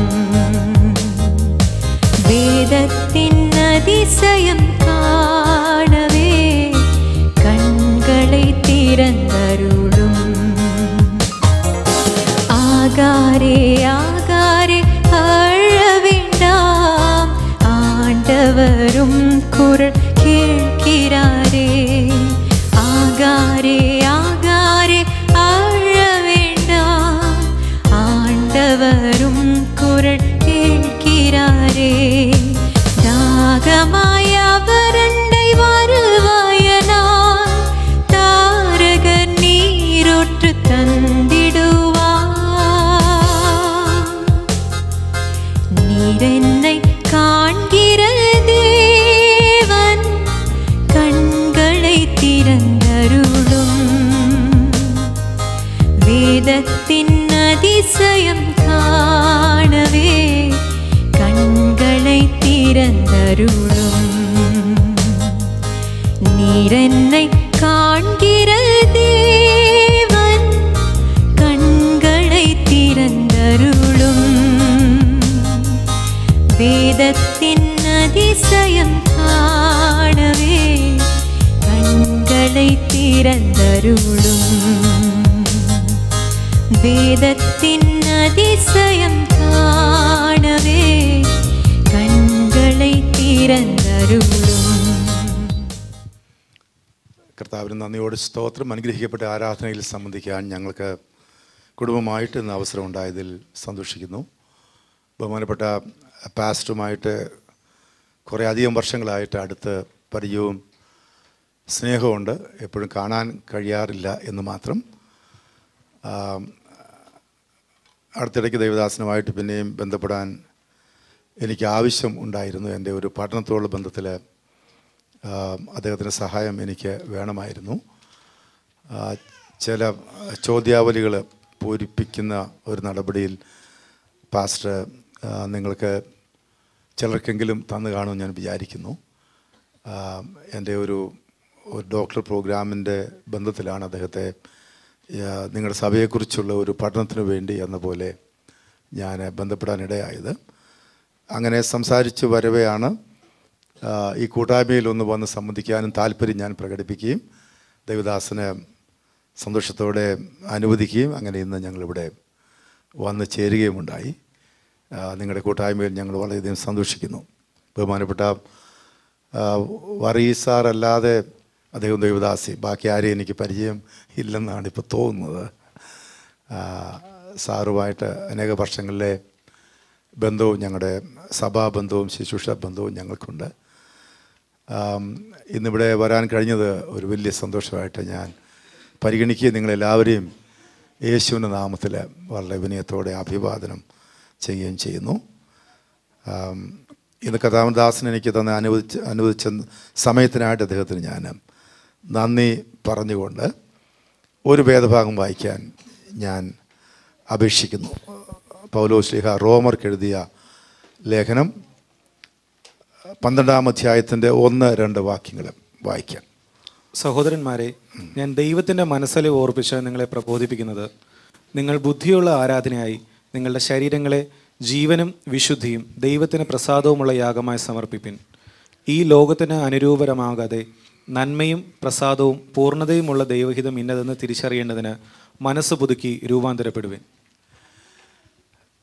എനിക്ക് സാംബാസ്റ്റർ സംസാരിച്ച പോലെ പതുക്കെ പറയാൻ കഴിഞ്ഞാൽ കൊള്ളാമെന്ന് ഞാൻ വിചാരിച്ചെങ്കിലും എനിക്ക് പറ്റുകയില്ല. ഞാൻ ചിലപ്പോൾ ഇച്ചിരി ഉറക്കെ ആയിരിക്കും പ്രസംഗിക്കുന്നത്. നിങ്ങൾ പൊറുക്കണം, അങ്ങനെ ശീലം ഇന്നത്തേക്കൊന്നും മാറ്റാൻ മേലെ എനിക്ക്. ഓൾറൈറ്റ്. റോമാലേഖനത്തെക്കുറിച്ച് ഒരു ആമുഖം എനിക്കൊന്ന് ഇവിടെ ഒരു സ്റ്റഡി നിലയിലൊക്കെ ശുശ്രൂഷകൾ പോകുന്നുണ്ട്. അതാണ് നല്ലതെന്ന് എനിക്ക് തോന്നുന്നു. ആൾക്കാർക്ക് മനസ്സിലാകും കുറേ കൂടി. ഓക്കെ, റോമർക്കെഴുതിയ ലേഖനം സംബന്ധിച്ച് ഒരു ആമുഖമോ ഒരു പഠനമൊക്കെ നല്ലതാണ്. നിങ്ങൾക്ക് അറിയാമായിരിക്കും, ഇല്ലെങ്കിൽ അറിയണം. ചരിത്രത്തിൽ ഏറ്റവും അധികം ആളുകളെ സ്വാധീനിച്ച ലേഖനമാണ് റോമാലേഖനം. ബൈബിളിലെ എല്ലാ പുസ്തകങ്ങൾക്കും ഗാംഭീര്യവും പ്രസക്തിയും ഉണ്ടെങ്കിലും ഇത് അത്യുജ്വലമായ സ്വാധീനം ചെലുത്തിയ ഒരു ലേഖനമാണ്. അതുകൊണ്ട് ഒറ്റയടിക്കൊന്ന് വായിച്ചാൽ അങ്ങനെ അങ്ങോട്ട് തിരിയാത്ത ലേഖനം കൂടിയാണ്. നിങ്ങൾ ഓടിച്ചു വായിച്ച് അവസാനിപ്പിക്കാൻ പറ്റത്തില്ല. ഒത്തിരി ഡീപ്പാണ് അതിനകത്തെ വിഷയങ്ങൾ. യേശുക്രിസ്തുവിൻ്റെ ദൈവത്വം സംബന്ധിച്ചും ന്യായപ്രമാണത്തിൻ്റെ അപ്രസക്തി സംബന്ധിച്ചും ക്രിസ്തുവിൽ ലഭിക്കുന്ന നീതീകരണത്തെക്കുറിച്ചും പുതിയ നിയമത്തിൽ ഏറ്റവും ശക്തമായി തെളിയിച്ച് പറയുന്ന ഒരു ലേഖനം. നാം അറിയുന്ന ഒത്തിരി വലിയ ഭക്തന്മാർ കൃപയിലേക്ക് വന്ന് ഈ ലേഖനം വായിച്ചിട്ടാണ്. ചരിത്രപരമാണത്, അതെല്ലാം ഞാൻ പരാമർശിക്കുന്നില്ല. നിങ്ങൾ അറിയുന്ന, നാം എല്ലാം സ്വാഭാവികമായിട്ട് അറിയുന്ന മാർട്ടിൻ ലൂതർ, ഇപ്പോൾ നമ്മൾ എത്തി നിൽക്കുന്ന ആത്മീയ ആരാധനയുടെ ഈ അനുഭവത്തിലേക്ക് നമ്മെ കൊണ്ടുവന്ന് ചരിത്രപരമായ ദൈവം തുടക്കത്തിൽ ഉപയോഗിച്ച ആളാണ് മാർട്ടിൻ ലൂതർ എന്ന് പറയാം. ലൂതറൻ പള്ളികൾ തിരുവനന്തപുരത്ത് കുറേ ഉണ്ടെന്ന് എനിക്ക് ഒന്നുമില്ല, വടക്കോട്ടില്ല. ലൂതറൻ പള്ളിയുടെ ഇന്നത്തെ അവസ്ഥ എനിക്ക് അത്ര അറിയത്തില്ല. പക്ഷേ ഞാൻ വിശ്വസിക്കുന്നത് മാർട്ടിൻ ലൂതറിനെ ദൈവം കാലഘട്ടത്തിൽ അത്ഭുതകരമായിട്ട് ഉപയോഗിച്ചുകൊണ്ടാണ് ഈ വെളിപ്പാടിലേക്ക് ദൈവം നമ്മെ കൊണ്ടുവന്നത്. അദ്ദേഹത്തെ മറക്കാൻ പറ്റത്തില്ല. 10 നൂറ്റാണ്ട്, ഞാൻ ഇച്ചിരി ചരിത്രം പറയാം. 10 നൂറ്റാണ്ട് സഭ അന്ധകാര യുഗത്തിലായിരുന്നു. കൃത്യമായി പറഞ്ഞാൽ 5 മുതൽ 15 വരെയുള്ള നൂറ്റാണ്ടുകൾ. റോമൻ കത്തോലിക്ക ബന്ധനത്തിൽ ഒത്തിരി കർമ്മജടിലമായ ആരാധനയിൽ മുന്നോട്ട് പോയി പരിശുദ്ധാത്മ പ്രവൃത്തിയോ വചനമോ എല്ലാം ജനങ്ങൾ മറന്ന ഒരു ഗതികെട്ട കാലഘട്ടത്തിൽ ചരിത്രത്തിൽ ദൈവസഭയെ മടക്കി വരുത്താൻ ദൈവം ഉപയോഗിച്ച മഹാനായ ദൈവദാസനാണ് മാർട്ടിൻ ലൂതർ. വാസ്തവത്തിൽ ഒരു അഗസ്റ്റീനിയൻ സന്യാസ ആശ്രമത്തിൽപ്പെട്ട ഒരു പുരോഹിതനായിരുന്ന മാർട്ടിൻ ലൂതർ ജർമ്മനിലെ വിറ്റബർഗ് യൂണിവേഴ്സിറ്റിയിലെ തിയോളജി പ്രൊഫസറായിരുന്ന ഡോക്ടർ മാർട്ടിൻ ലൂതർ പഠിപ്പിച്ചുകൊണ്ടിരുന്നപ്പോൾ, സങ്കീർത്തനം 32-ാം സങ്കീർത്തനം പഠിപ്പിച്ചുകൊണ്ടിരുന്നപ്പോൾ ദൈവത്തിൻ്റെ നീതി എന്ന വിഷയം വായിച്ച് പേടിച്ചു പോയി മാർട്ടിൻ ലൂതർ. അങ്ങനെ പേടിച്ച് കുറേ നാളുകൾ മുന്നോട്ട് പോയി, വേദനിച്ച്. ആ സമയത്താണ് റോമർ 1:17 ദൈവാത്മാവ് ഇടപെട്ടത്. അങ്ങനെയാണ് മാർട്ടിൻ ലൂതർ കൃപയിലേക്ക് വരുന്നത്. നമ്മുടെ അനുഭവം എന്ന് പറഞ്ഞുകൂടാ, അത് സഭയുടെ ഒരു ടോട്ടൽ മടങ്ങി വരവായിരുന്നു. ഞാൻ ചരിത്രത്താളുകളിലൂടെ നിങ്ങളെ നയിക്കാൻ സ്വല്പം റീഡിങ് എനിക്കുണ്ട്. എങ്കിലും ഞാനത് പറയുകയല്ല. ഞാൻ ഓടിച്ചു പോകുന്ന ഈ ലൂതറൻ ചർച്ച് കഴിഞ്ഞു, പിന്നെ ജോൺ കാൽവിൻ വന്നു, അനബാപ്റ്റിസ്റ്റ് വന്നു. ഇതെല്ലാം ഇങ്ങനെ മനം മാറ്റം ബൈബിൾ പ്രകാരം ലഭിച്ചതാണ്. ബൈബിൾ വായിച്ച ആൾക്കാർ മുന്നോട്ട് വന്നതാണ്. അങ്ങനെ അനബാപ്റ്റിസ്റ്റ് വന്നു, പിന്നെ ഇർവിങ്ങൈറ്റ്സ് വന്നു, ക്വൈക്കേഴ്സ് വന്നു, ഷെയ്ക്കേഴ്സ് വന്നു, വെസ്ലിയൻസ് വന്നു, ഹോൾനെസ് മൂവ്മെൻറ്റ് വന്നു, പിന്നെ പെന്തക്കോസ് വന്നു. അതാണ് ഹിസ്റ്ററി. അപ്പം ഞാൻ എപ്പോഴും മാർട്ടിൻ ലൂഥറിനെ നന്ദിയോടെ ഓർക്കും. അദ്ദേഹം ദൈവത്തിനായി സമർപ്പിച്ചത് കൊണ്ടാണ് ഇത് നമുക്ക് എളുപ്പമായിട്ട് മാറിയത്. നാം ഇന്ന് കർത്താവിന് വചനപ്രകാരം ആരാധിക്കുന്നത്. ആരെയെങ്കിലും ദൈവം എക്കാലത്ത് ഉപയോഗിച്ചിട്ടുണ്ട്, അതിൻ്റെ ഒരാളാകാനാണ് ദൈവം നമ്മെ വിളിച്ചിരിക്കുന്നത്. Price the Lord. അനാദിയായ കാലത്ത് ഒരു കാലഘട്ടം തീർക്കാൻ ദൈവം നമ്മെ വിളിച്ചിട്ടുണ്ട്. അങ്ങനെ കൂടെ വിശ്വസിക്കാൻ തയ്യാറാകണം. നമ്മൾ സാധാരണക്കാരാണ്, എനിക്കിത്രേ പറ്റൂ എന്ന് പറഞ്ഞ് ആരും ഇരുന്ന് കളയരുത്. എൻ്റെ സമൂഹത്തിൽ, എൻ്റെ ചുറ്റുപാട്, എൻ്റെ ഗ്രാമത്തിൽ മറ്റാർക്കും കൊടുക്കാത്ത ഒരു കൃപ കൊടുത്ത്, മറ്റാർക്കും അറിയാത്തൊരു വെളിപ്പാട് നൽകി ദൈവം എന്നെ ഉപയോഗിക്കാൻ പോകുന്നുവെന്ന് എത്ര പേർ വിശ്വസിക്കാൻ ഇന്ന് രാവിലെ തയ്യാറാണ്? ആമേൻ. അങ്ങനെ വേണം ചിന്തിക്കാൻ കാര്യങ്ങൾ. എങ്കിൽ ചുമ്മാ ജീവിച്ച് മരിച്ച് കടന്നു പോകുന്ന ഒരു ശരാശരി വിശ്വാസിയാക്കി നമ്മെ മാറ്റാൻ ദൈവത്തിന് പദ്ധതിയില്ല. ആമേൻ. മറ്റൊരാളെ ഇംഗ്ലീഷിൽ പറയും jumping in the shoes of someone else. വേറൊരുത്തൻ്റെ ഷൂസിലേക്ക് കയറി നിൽക്കാനല്ല ദൈവം എന്നെ വിളിച്ചത്. എൻ്റെ കഴിവ് കുറവുകൾ, എൻ്റെ പരിമിതികൾ, എൻ്റെ അശക്തികൾ, എൻ്റെ രൂപഭാവങ്ങൾ, അതിനെയും കർത്താവ് ഉപയോഗിച്ച് എൻ്റെ ഭവനത്തിൽ കർത്താവ് എന്നെ ശക്തമായിട്ട് ഉപയോഗിക്കും. എൻ്റെ വാക്കുകൾക്ക് കരുത്തുണ്ട്, എൻ്റെ മേൽ ദൈവത്തിൻ്റെ അഭിഷേകമുണ്ടെന്ന് വിശ്വസിക്കാൻ എല്ലാവരും തയ്യാറാകണം ഇന്ന് രാവിലെ. ആമേൻ. ഞാൻ ദൈവത്തിൻ്റെ പദ്ധതിയിലാണ്. ആകസ്മികമായി ഞാൻ വന്നതല്ല, കർത്താവ് എന്നെ കൊണ്ടുവന്നതാണ്. ദൈവത്തിന് ഉദ്ദേശം എന്നെക്കുറിച്ചുണ്ട്. ആമേൻ. അതാണ് പോസിറ്റീവ് തിങ്കിങ്. ഞാൻ അവിടേക്ക് വിശദമായി നിങ്ങളെ നയിക്കുകയല്ല. ഞാനിന്ന് സംസാരിക്കുന്നത് ആരാധന എന്ന വിഷയമാണ്. ഓക്കെ. ഇവിടുത്തെ ഒരു പ്രത്യേക ഭാഷാ പ്രയോഗം ഞാൻ തർജ്ജമയിൽ പുസ്തകത്തിൽ ചെറിയ തെറ്റല്ല, അവ്യക്തതയുണ്ട്. അത് നമ്മൾ തിരിച്ചറിയണം. മലയാളം ബൈബിളിൻ്റെ തർജ്ജമയിൽ ഒറിജിനൽ വാക്കുമായിട്ട് ചിലയിടത്ത് കുറച്ചുകൂടെ ക്ലാരിഫിക്കേഷൻ വന്നാൽ കൊള്ളാമെന്ന് വായനാപരമായിട്ട് ഈ കമ്പാരിറ്റീവ് സ്റ്റഡി ഉള്ളവർക്ക് മനസ്സിലാവും. ഇവിടെയും ഒരു ചെറിയ തിരുത്തൽ ഞാനൊന്ന് പറയുവാണ്. അത് ഉപദേശപരമായി വലിയ പ്രശ്നമില്ല. ബുദ്ധിയുള്ള ആരാധന എന്ന പ്രയോഗം എന്താണ്? ബുദ്ധിയുള്ള. ശരിക്കും മലയാളം ബൈബിളിൽ വന്നിരിക്കുന്ന ആ ബുദ്ധിയുള്ള ആരാധന എന്നത് അങ്ങനെ അല്ല ഒറിജിനലി വരേണ്ടത്. ഓക്കെ. ഇംഗ്ലീഷ് ബൈബിളിലെ പല തർജ്ജമകൾ, വ്യത്യസ്ത വേർഷൻസ് നിങ്ങൾ പരിശോധിച്ചാൽ മനസ്സിലാക്കാൻ കഴിയും. പല വ്യത്യസ്ത വ്യാഖ്യാനങ്ങളുണ്ടെങ്കിൽ ഞാൻ വളരെ എളുപ്പമായൊരു വ്യാഖ്യാനം പറയുന്നു. ലളിതമായ ഇംഗ്ലീഷ് റൈറ്റ് വർഷിപ്പ് എന്നാണ്. ഓക്കെ. Right worship. ബുദ്ധിയല്ല അവിടുത്തെ വിഷയം, ശരിയാണ് അവിടുത്തെ വിഷയം. വളരെ വ്യക്തമായിട്ട് പറഞ്ഞാൽ ആരാധിക്കുമെന്ന ആത്മീയരെക്കുറിച്ചുള്ള ദൈവത്തിൻ്റെ പ്രതീക്ഷ ശരിയായി ദൈവത്തെ ആരാധിക്കുകയാണ്. Praise the lord. പാസ്റ്റർ പ്രസാദിക്കുമോ, കേൾവിക്കാരന് ഇഷ്ടപ്പെടുമോ, സഹോദരൻ പ്ലീസിങ് ആകുമോ, ഗസ്റ്റ് ഉപദേശിക്ക് ഇഷ്ടപ്പെടുമെന്നുള്ളതല്ല, എൻ്റെ കർത്താവിന് എൻ്റെ ആരാധന ഇഷ്ടപ്പെടുകയാണ്. കരമുറത്ത് എല്ലാവരും കർത്താവ് സ്തുതിച്ച് ആരാധിച്ചാണ്. ആമേൻ. ഞാൻ അർപ്പിക്കുന്ന ഈ ആരാധനയിൽ എൻ്റെ ദൈവം പ്രസാദിക്കണം. Price the Lord. മറ്റാരുടെയും മുഖം എങ്ങനെ ഇരുന്ന് എനിക്ക് വിരോധമില്ല, എൻ്റെ കർത്താവിൻ്റെ മുഖം തെളിയണം. ഞാൻ ഒരിക്കൽ വായിച്ചിട്ടുണ്ട്, ഒരു വലിയ ഒരു വയലിൻ പഠിച്ച ഒരു വയലിനിസ്റ്റിൻ്റെ ഒരു അരങ്ങേറ്റ കച്ചേരി കേട്ടില്ലേ? കച്ചേരി എന്ന് പറയുന്നത് അരങ്ങേറ്റ കച്ചേരി. പക്കമേളക്കാരൊക്കെ ഉണ്ട്. അപ്പോൾ പയ്യൻ 5-10 കൊല്ലം വയലിൻ പഠിച്ചാണ്. ഒടുവിൽ ആ കച്ചേരിയിൽ ഒത്തിരി പേര് വന്നിട്ടുണ്ട്. മാത്രമല്ല ഒരു പാട്ട് വായിച്ചു, രണ്ടാമത്തെയൊക്കെ വായിച്ചു കഴിഞ്ഞപ്പോഴേക്ക് ആൾക്കാർ ഭയങ്കര കയ്യടി. നല്ല ഉഗ്രൻ പാട്ടാണ്, വായനയാണ്.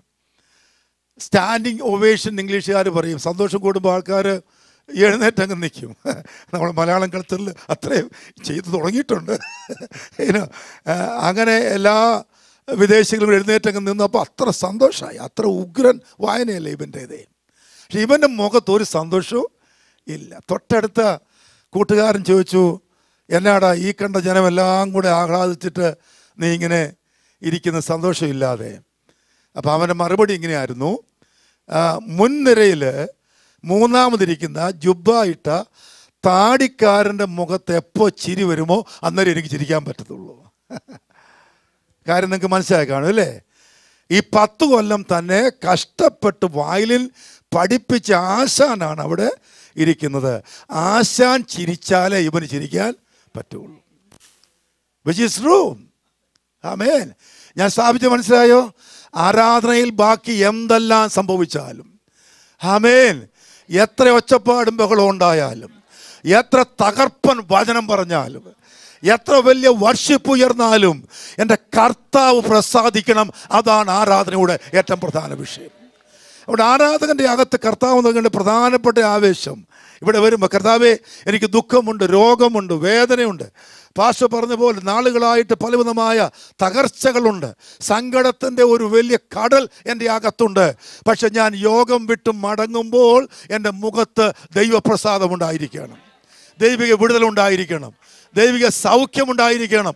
അതാവട്ടെ ആത്മീയൻ്റെ ആരാധനയുടെ ഏറ്റവും വലിയ പ്രത്യേകത. ഞാൻ എൻ്റെ ഇച്ചിരി ഒച്ച കൂടുതലാന്ന് തോന്നുന്നില്ല, അതുകൊണ്ട് ആൾക്കാർ കുറയ്ക്കുന്നുണ്ടെന്ന് ആരാണ്ട്. ഓക്കെ, ഫീഡ്ബാക്ക് വേണേ ഇച്ചിരി ഒന്ന്. ആരാ എൻ്റെ ഓപ്പറേറ്റർ? ഔട്ടർ കുറച്ചിട്ടേ ഈ സാധനം ഇച്ചിരി വെച്ചേരേ, അല്ലെങ്കിൽ തൊണ്ടയ്ക്ക് പ്രയാസം. ഓൾറൈറ്റ്.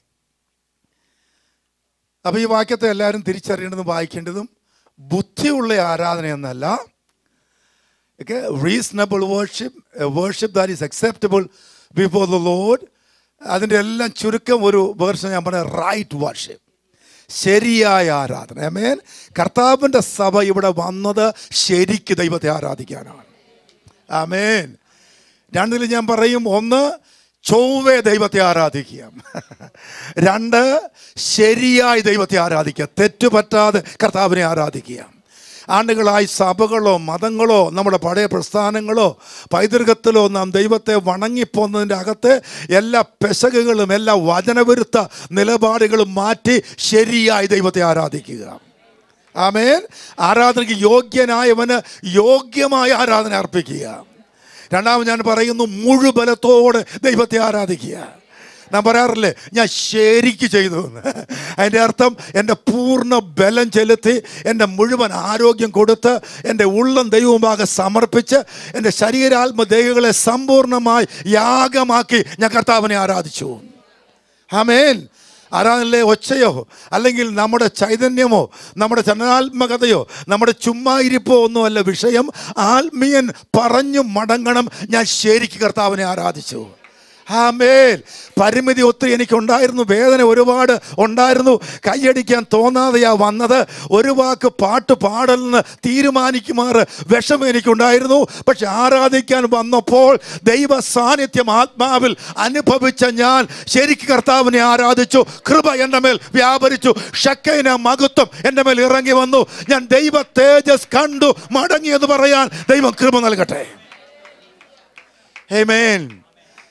വളരെ പറഞ്ഞു പതിഞ്ഞ ഒരു സംഭവമാണെങ്കിലും ഹന്നായുടെ കാര്യം ഞാൻ ഓർക്കും. വേദനയോടെ ദുഃഖഭാരത്തോടെ നിങ്ങളിവിടെ വായിക്കുന്ന ദേവദാസൻ വ്യാഖ്യാനിച്ച പോലെ അത് ചൊവ്വേ വായിച്ചാൽ മനസ്സിലാകും. ഇനിമേൽ പ്രാർത്ഥിക്കാനൊരു വാക്കുപോലും ബാക്കിയില്ല അവൾക്ക്. പ്രാർത്ഥനയെല്ലാം പറഞ്ഞു തീർന്നു. അവൾക്ക് ഒരു വാക്കുപോലും പറയാനില്ലാതെ ഹൃദയം മാത്രം തകർത്ത് സംസാരിച്ചുകൊണ്ട് അതരങ്ങൾ അമർന്നിരുന്നു. കണ്ണീര് പോലും വറ്റിപ്പോയി സാധു വനിതയ്ക്ക്. ആണ്ടുകളിലെ സങ്കടത്തിൻ്റെ വലിയ കടൽ അകത്തൊളിപ്പിച്ച് പുറമേ ഒരു ശബ്ദം പോലും പറയാനില്ലാതെ തകർന്നു പോയ സാധു ദൈവ ശബ്ദം കേട്ട് മടങ്ങിപ്പോയത് കൊണ്ട് അവളുടെ മുഖം പിന്നെ വാടിയതുമില്ല എന്ന ദൂതിന്ന് രാവിലെ ഒരുപാട് പേര് ഏറ്റെടുക്കാൻ തയ്യാറാകട്ടെ. നിന്റെ മുഖത്തെ വാട്ടം മാറ്റി, വേദന മാറ്റി, മുഖത്ത് ദൈവത്തിന്റെ തേജസ് വ്യാപരിപ്പിച്ച് നിന്റെ മുഖത്ത് ദൈവ തേജസ് ഇറങ്ങി വരാൻ എത്ര പേർക്ക് താല്പര്യമുണ്ട്? അതാണ് യഥാർത്ഥ ആരാധന. അതാണ് ആരാധന. ആ ആരാധന മധ്യയാണ് കർത്താവ് പ്രസാദിപ്പിക്കുന്നത്. അവിടെയാ ദൈവം ഇടപെടുന്നത്. അവിടെയാ യേശുവിന്റെ കരം വ്യാപരിക്കുന്നത്. Glory be to God. Glory be to God. ആദിവാസി മധ്യത്തിൽ പ്രവർത്തനം ചെയ്തു വരുന്ന ആളാണ് ഞാൻ, പല ശിശുയുടെ കൂടെ. 1982 മുതൽ ഞാനും എൻ്റെ വൈഫും എത്രയോ ആദിവാസി യോഗങ്ങളിൽ പോയി സംബന്ധിച്ചിരിക്കുന്നു. അറിയാം, പാസ്റ്റർക്ക് അറിയാം, സാറിനൊക്കെ അറിയാം വയനാട്ടിലെ അല്ലെങ്കിൽ ഇടുക്കിയിലെ ആദിവാസികളെക്കുറിച്ച്. നിങ്ങൾക്ക് ചിലർക്ക് അറിയാമായിരിക്കാം. അവരുടെ വേഷം അത്ര മനോഹരമല്ല. അവരുടെ മുഖം പാടത്തും പറമ്പത്തും പണിയെടുത്ത് കരിവാളിച്ച മുഖങ്ങളാണ്. സൗന്ദര്യമെന്ന വീക്ഷണത്തിൽ അവരെ നിങ്ങൾക്ക് ആർക്കും ഉൾക്കൊള്ളാൻ പറ്റില്ല. സൗന്ദര്യ സംവർദ്ധക വസ്തുക്കൾ അവർ കണ്ടിട്ട് പോലും ഇല്ല. ചേറും ചെളിയും എല്ലാം കൈകാലുകളിൽ നിന്ന് കഴുകി മാറ്റാനാവാത്തവരെ ഞാൻ കണ്ടിട്ടുണ്ട്. ഭാഷ വ്യത്യസ്തമാണ്, ഉടയാടകൾ വ്യത്യസ്തമാണ്, അപ്പിയറൻസ് വളരെ ഡിഫറെൻ്റ് ആണെങ്കിലും ഞാൻ ലോകത്തിൽ കൂടിയതിൽ ഏറ്റവും മികച്ച മീറ്റിംഗ് ആദിവാസികളുടെ മീറ്റിംഗ് ആയിരുന്നു. ആമേൻ. അവരുടെ മുഖത്തുള്ള കരിവാളിപ്പൊളി അതിലംഘിക്കുമാറ് ദൈവത്തിൻ്റെ പ്രകാശം ആ മുഖത്ത് വ്യാപരിക്കുന്നത് അനേക തവണ ഞാൻ കണ്ടു. ഇന്ന് രാവിലെ ഞാൻ ആത്മാവിൽ വിളിച്ചു പറയുന്നു, മുഖത്തിൻ്റെ കാളിമ കർത്താവ് മാറ്റിത്തരട്ടെ.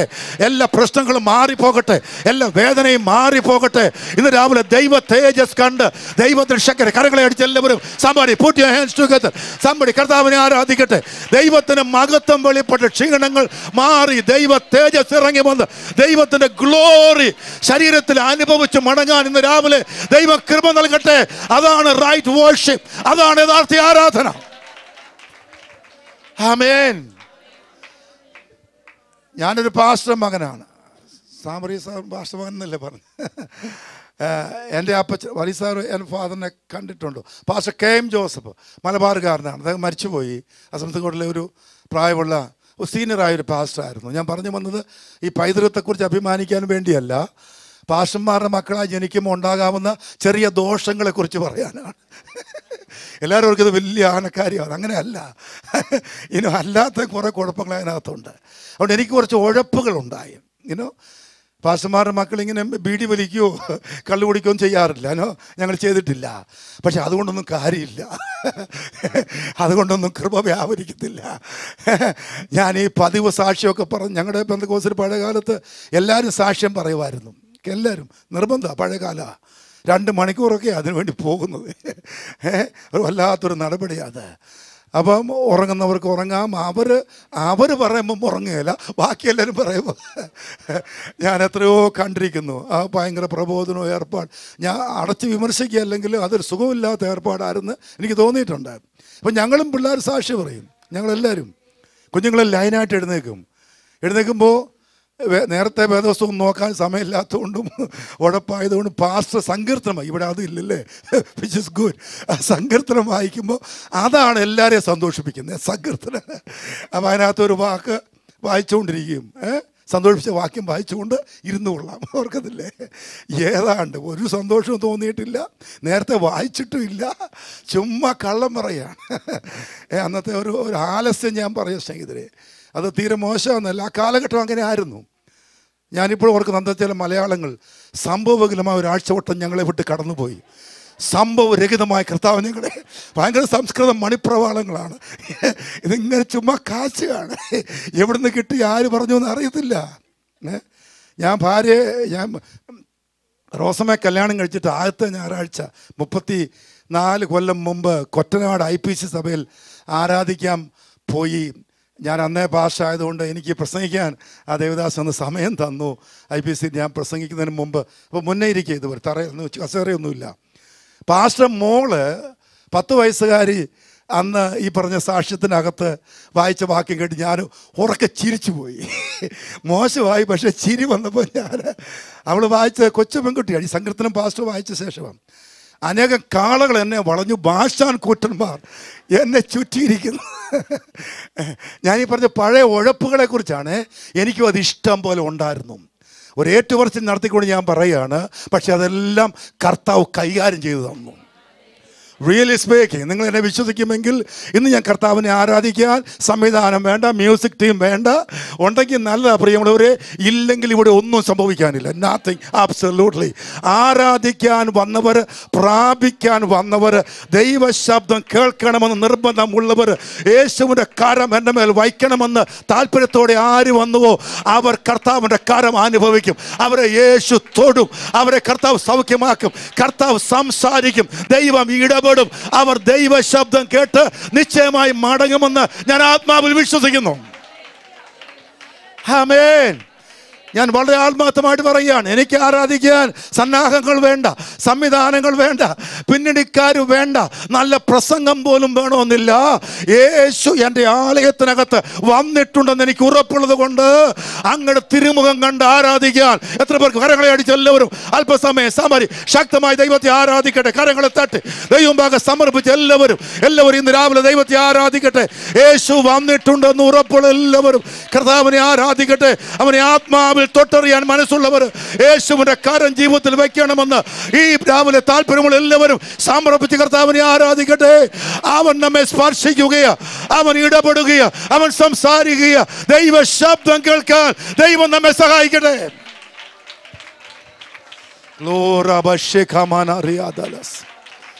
ഹല്ലേലൂയ.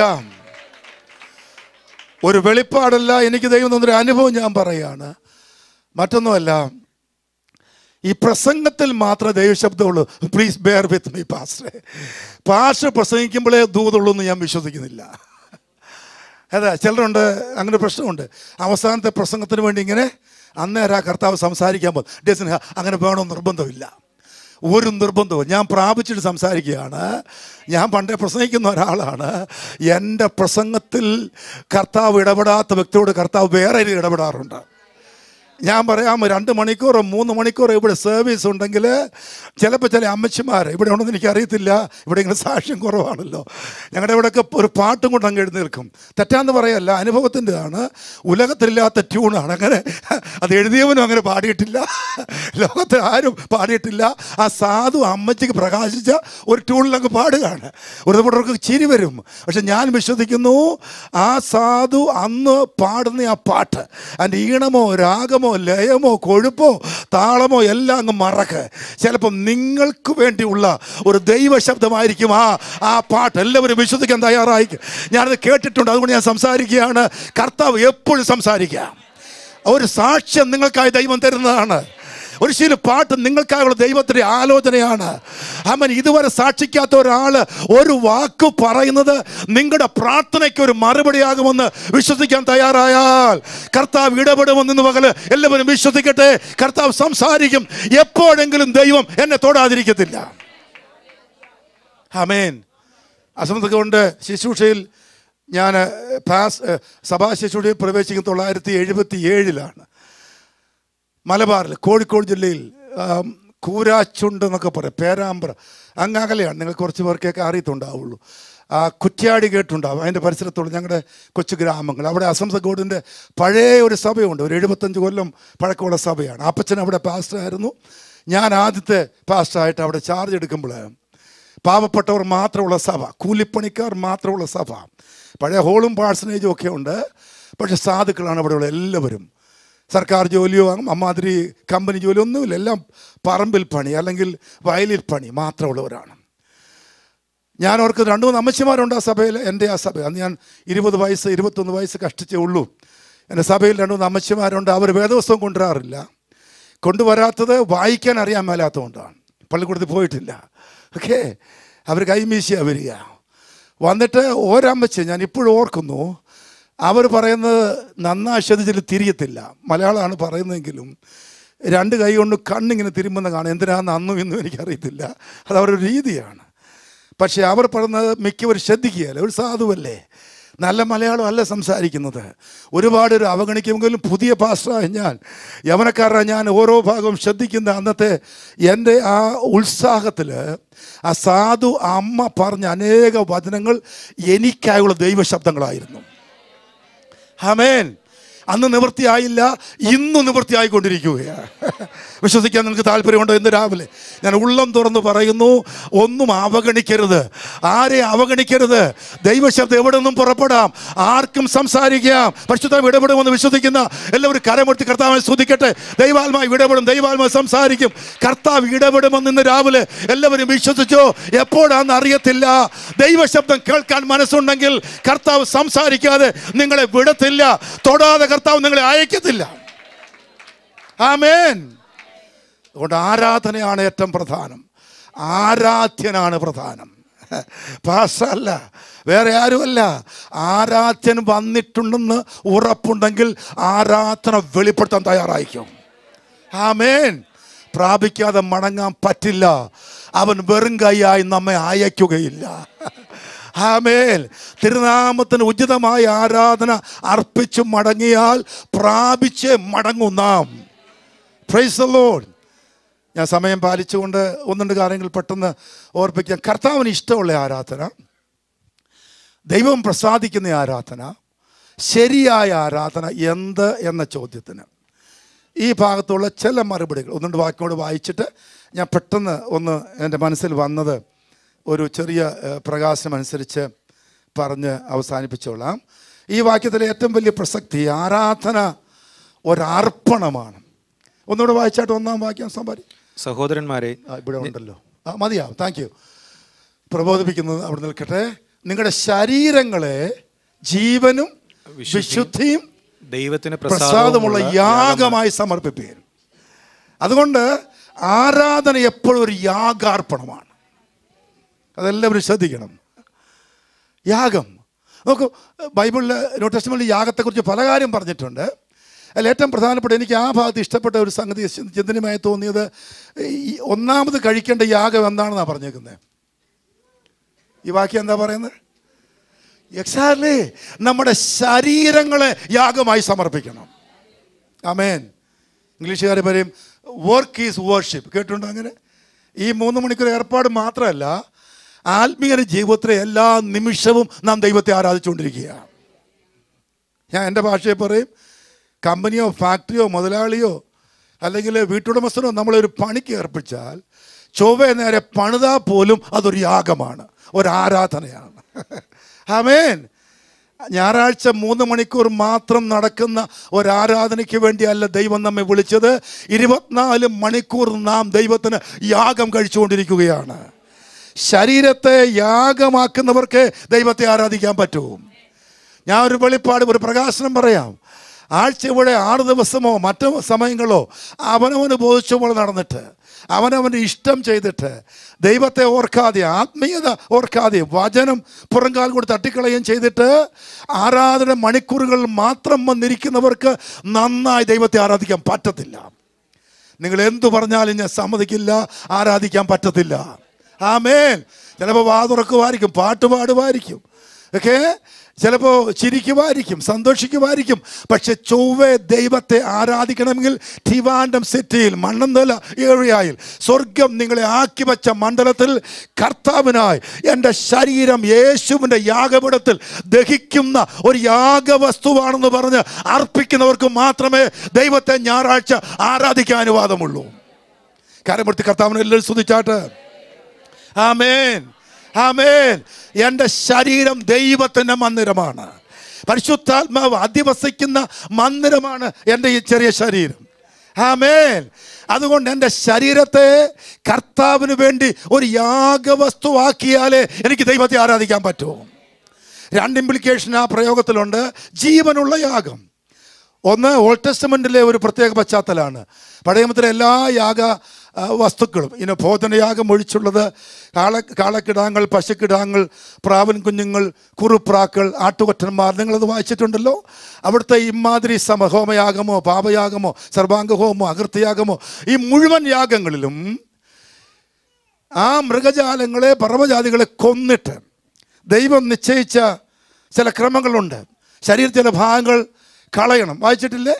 അതിനകത്ത് പിക്കേണ്ട ചില സംഗതിയുണ്ട്. അത് മാത്രം എടുത്ത് ജീവൻ ചോർത്തിക്കളഞ്ഞ, ജീവൻ നഷ്ടപ്പെടുത്തിയ വസ്തുക്കളെയാണെന്ന് യാഗമാക്കിക്കൊണ്ടിരിക്കുന്നത്.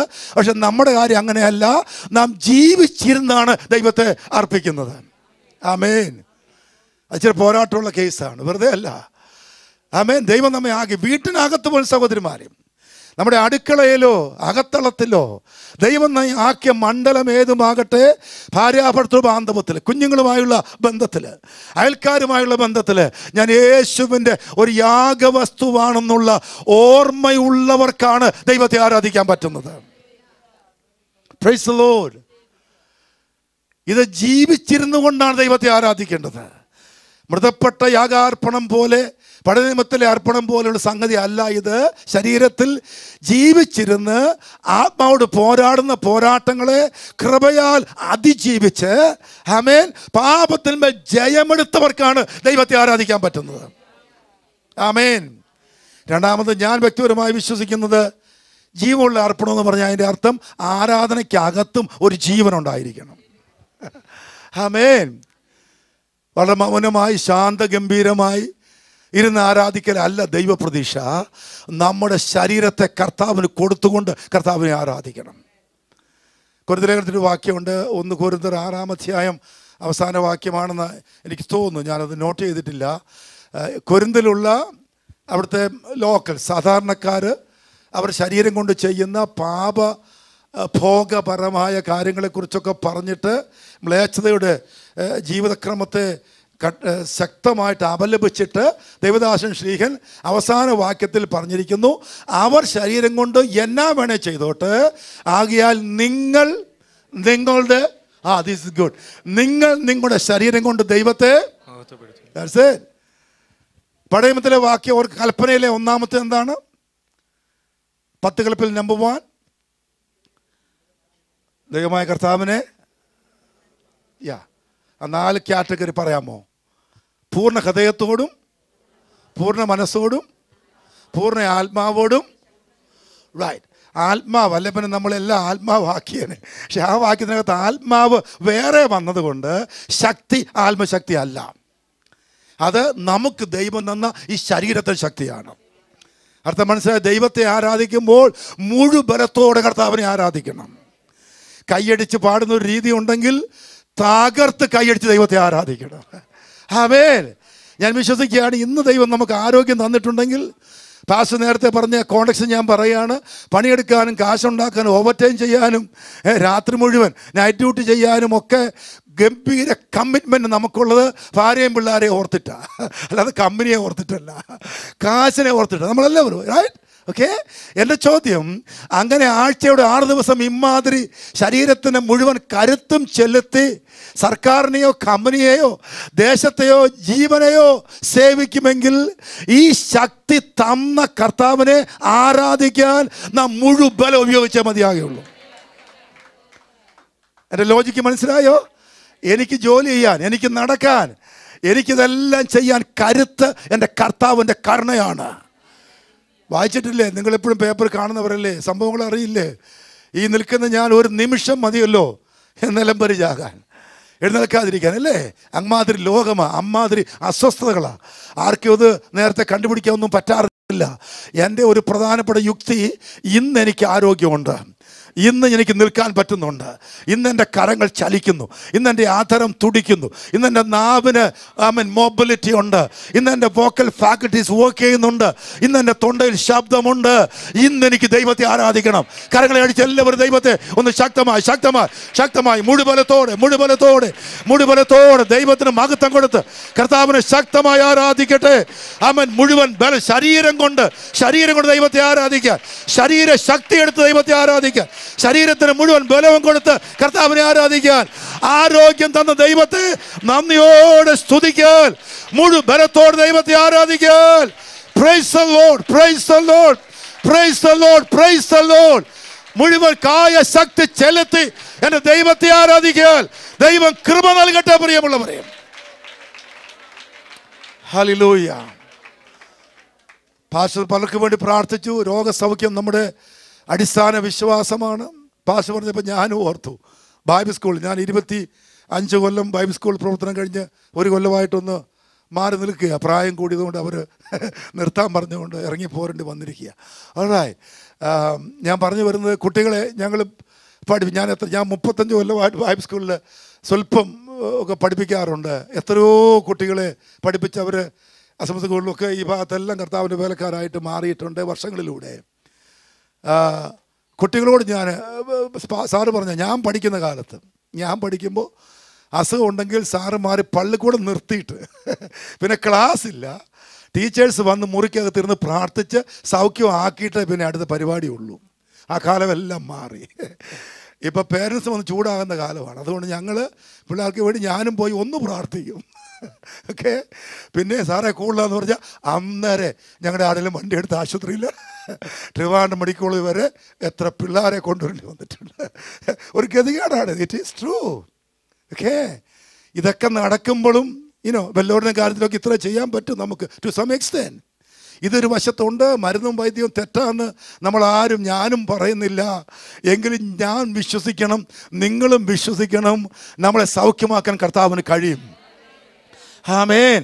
പാസ്റ്റർ സാമറീസോ മറ്റാരെങ്കിലും പ്രത്യേകിച്ച് കൈവച്ച് പ്രാർത്ഥിക്കുകയോ ഇൻ കേസ് എണ്ണ പൂശി പ്രാർത്ഥിക്കുകയോ ചെയ്യാതിരുന്നാലും ഞാൻ ദൈവത്തെ നന്നായിട്ട് ആരാധിക്കുമ്പോൾ ആമേൻ, കർത്താവ് എന്ന സൗഖ്യദായകൻ വന്നിട്ടുണ്ടെന്ന് എനിക്ക് ഉറപ്പുള്ളത് കൊണ്ട്, കർത്താവാണ് സൗഖ്യദായകൻ എന്ന് എനിക്ക് നല്ല ഉറപ്പുള്ളത് കൊണ്ട്, ഇനി ഇൻ കേസ് പാസ്റ്റർ പ്രാർത്ഥിക്കാൻ പറ്റിയില്ലെങ്കിലും, എനിക്കങ്ങനെ പറയാൻ കഴിഞ്ഞില്ലെങ്കിലും, യേശു വന്നിട്ടുണ്ട് എൻ്റെ ആരാധന മധ്യേ എന്നതുകൊണ്ട്, ശരീരത്തിൽ സൗഖ്യം തരുന്ന കർത്താവ് എൻ്റെ ശരീരത്തിലെ സൗഖ്യം കൊണ്ട് ലഭിച്ച ശക്തി കൊണ്ട് ഞാൻ കർത്താവിനെ ശരീരം കൊണ്ട് മഹത്വപ്പെടുത്തുമ്പോൾ ആ ആരാധന മധ്യേ എൻ്റെ ശരീരത്തിൽ ദൈവശക്തി വ്യാപരിച്ച് എൻ്റെ രോഗത്തിന് പരിഹാരം വരുമെന്ന് വിശ്വസിക്കാൻ ആർക്കും മനസ്സുണ്ട്? മറ്റാരും പ്രാർത്ഥിച്ചല്ല, ദൈവത്തിൻ്റെ സ്പർശനം കൊണ്ട് സൗഖ്യമാകാൻ തയ്യാറായിക്കോ. ആരാധിക്കുമ്പോൾ ശരീരത്തിൽ അവൻ സൗഖ്യം അയച്ചുകൊണ്ടിരിക്കുകയാണ്. ആമേൻ. ഞാൻ എൻ്റെ മണ്ഡലത്തിലും വിശ്വസിക്കുന്നു. ഞാൻ പറഞ്ഞ ഈ ചേർച്ച് ഞാൻ പുതുതായിട്ട് എൻ്റെ ചേർച്ച് അസംബ്ലീസ് ഓഫ് ഗോഡ് ആണ്. ഞാൻ ഈ പറഞ്ഞ പോലെ രോഗശാന്തി വിശ്വാസം ഭരണഘടനയ്ക്കകത്തുള്ള ഒരു സഭയാണത്. പക്ഷേ പ്രാക്ടിക്കലി സ്പീക്കിംഗ് കാര്യമായിട്ടൊന്നും നടക്കുന്നില്ല.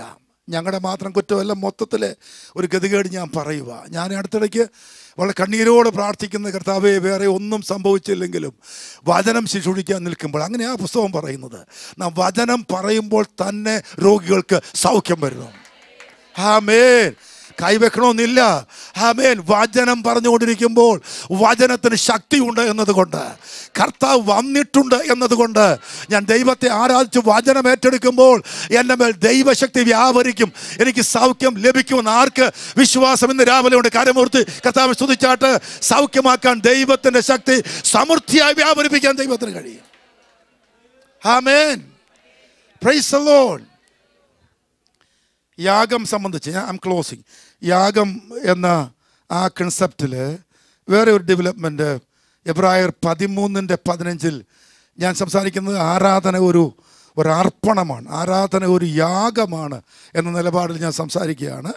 ശരീരത്തിൻ്റെ അർപ്പണം ഞാൻ പറഞ്ഞു. എബ്രായർ 13:15 ഒന്ന് വായിച്ചാട്ട്.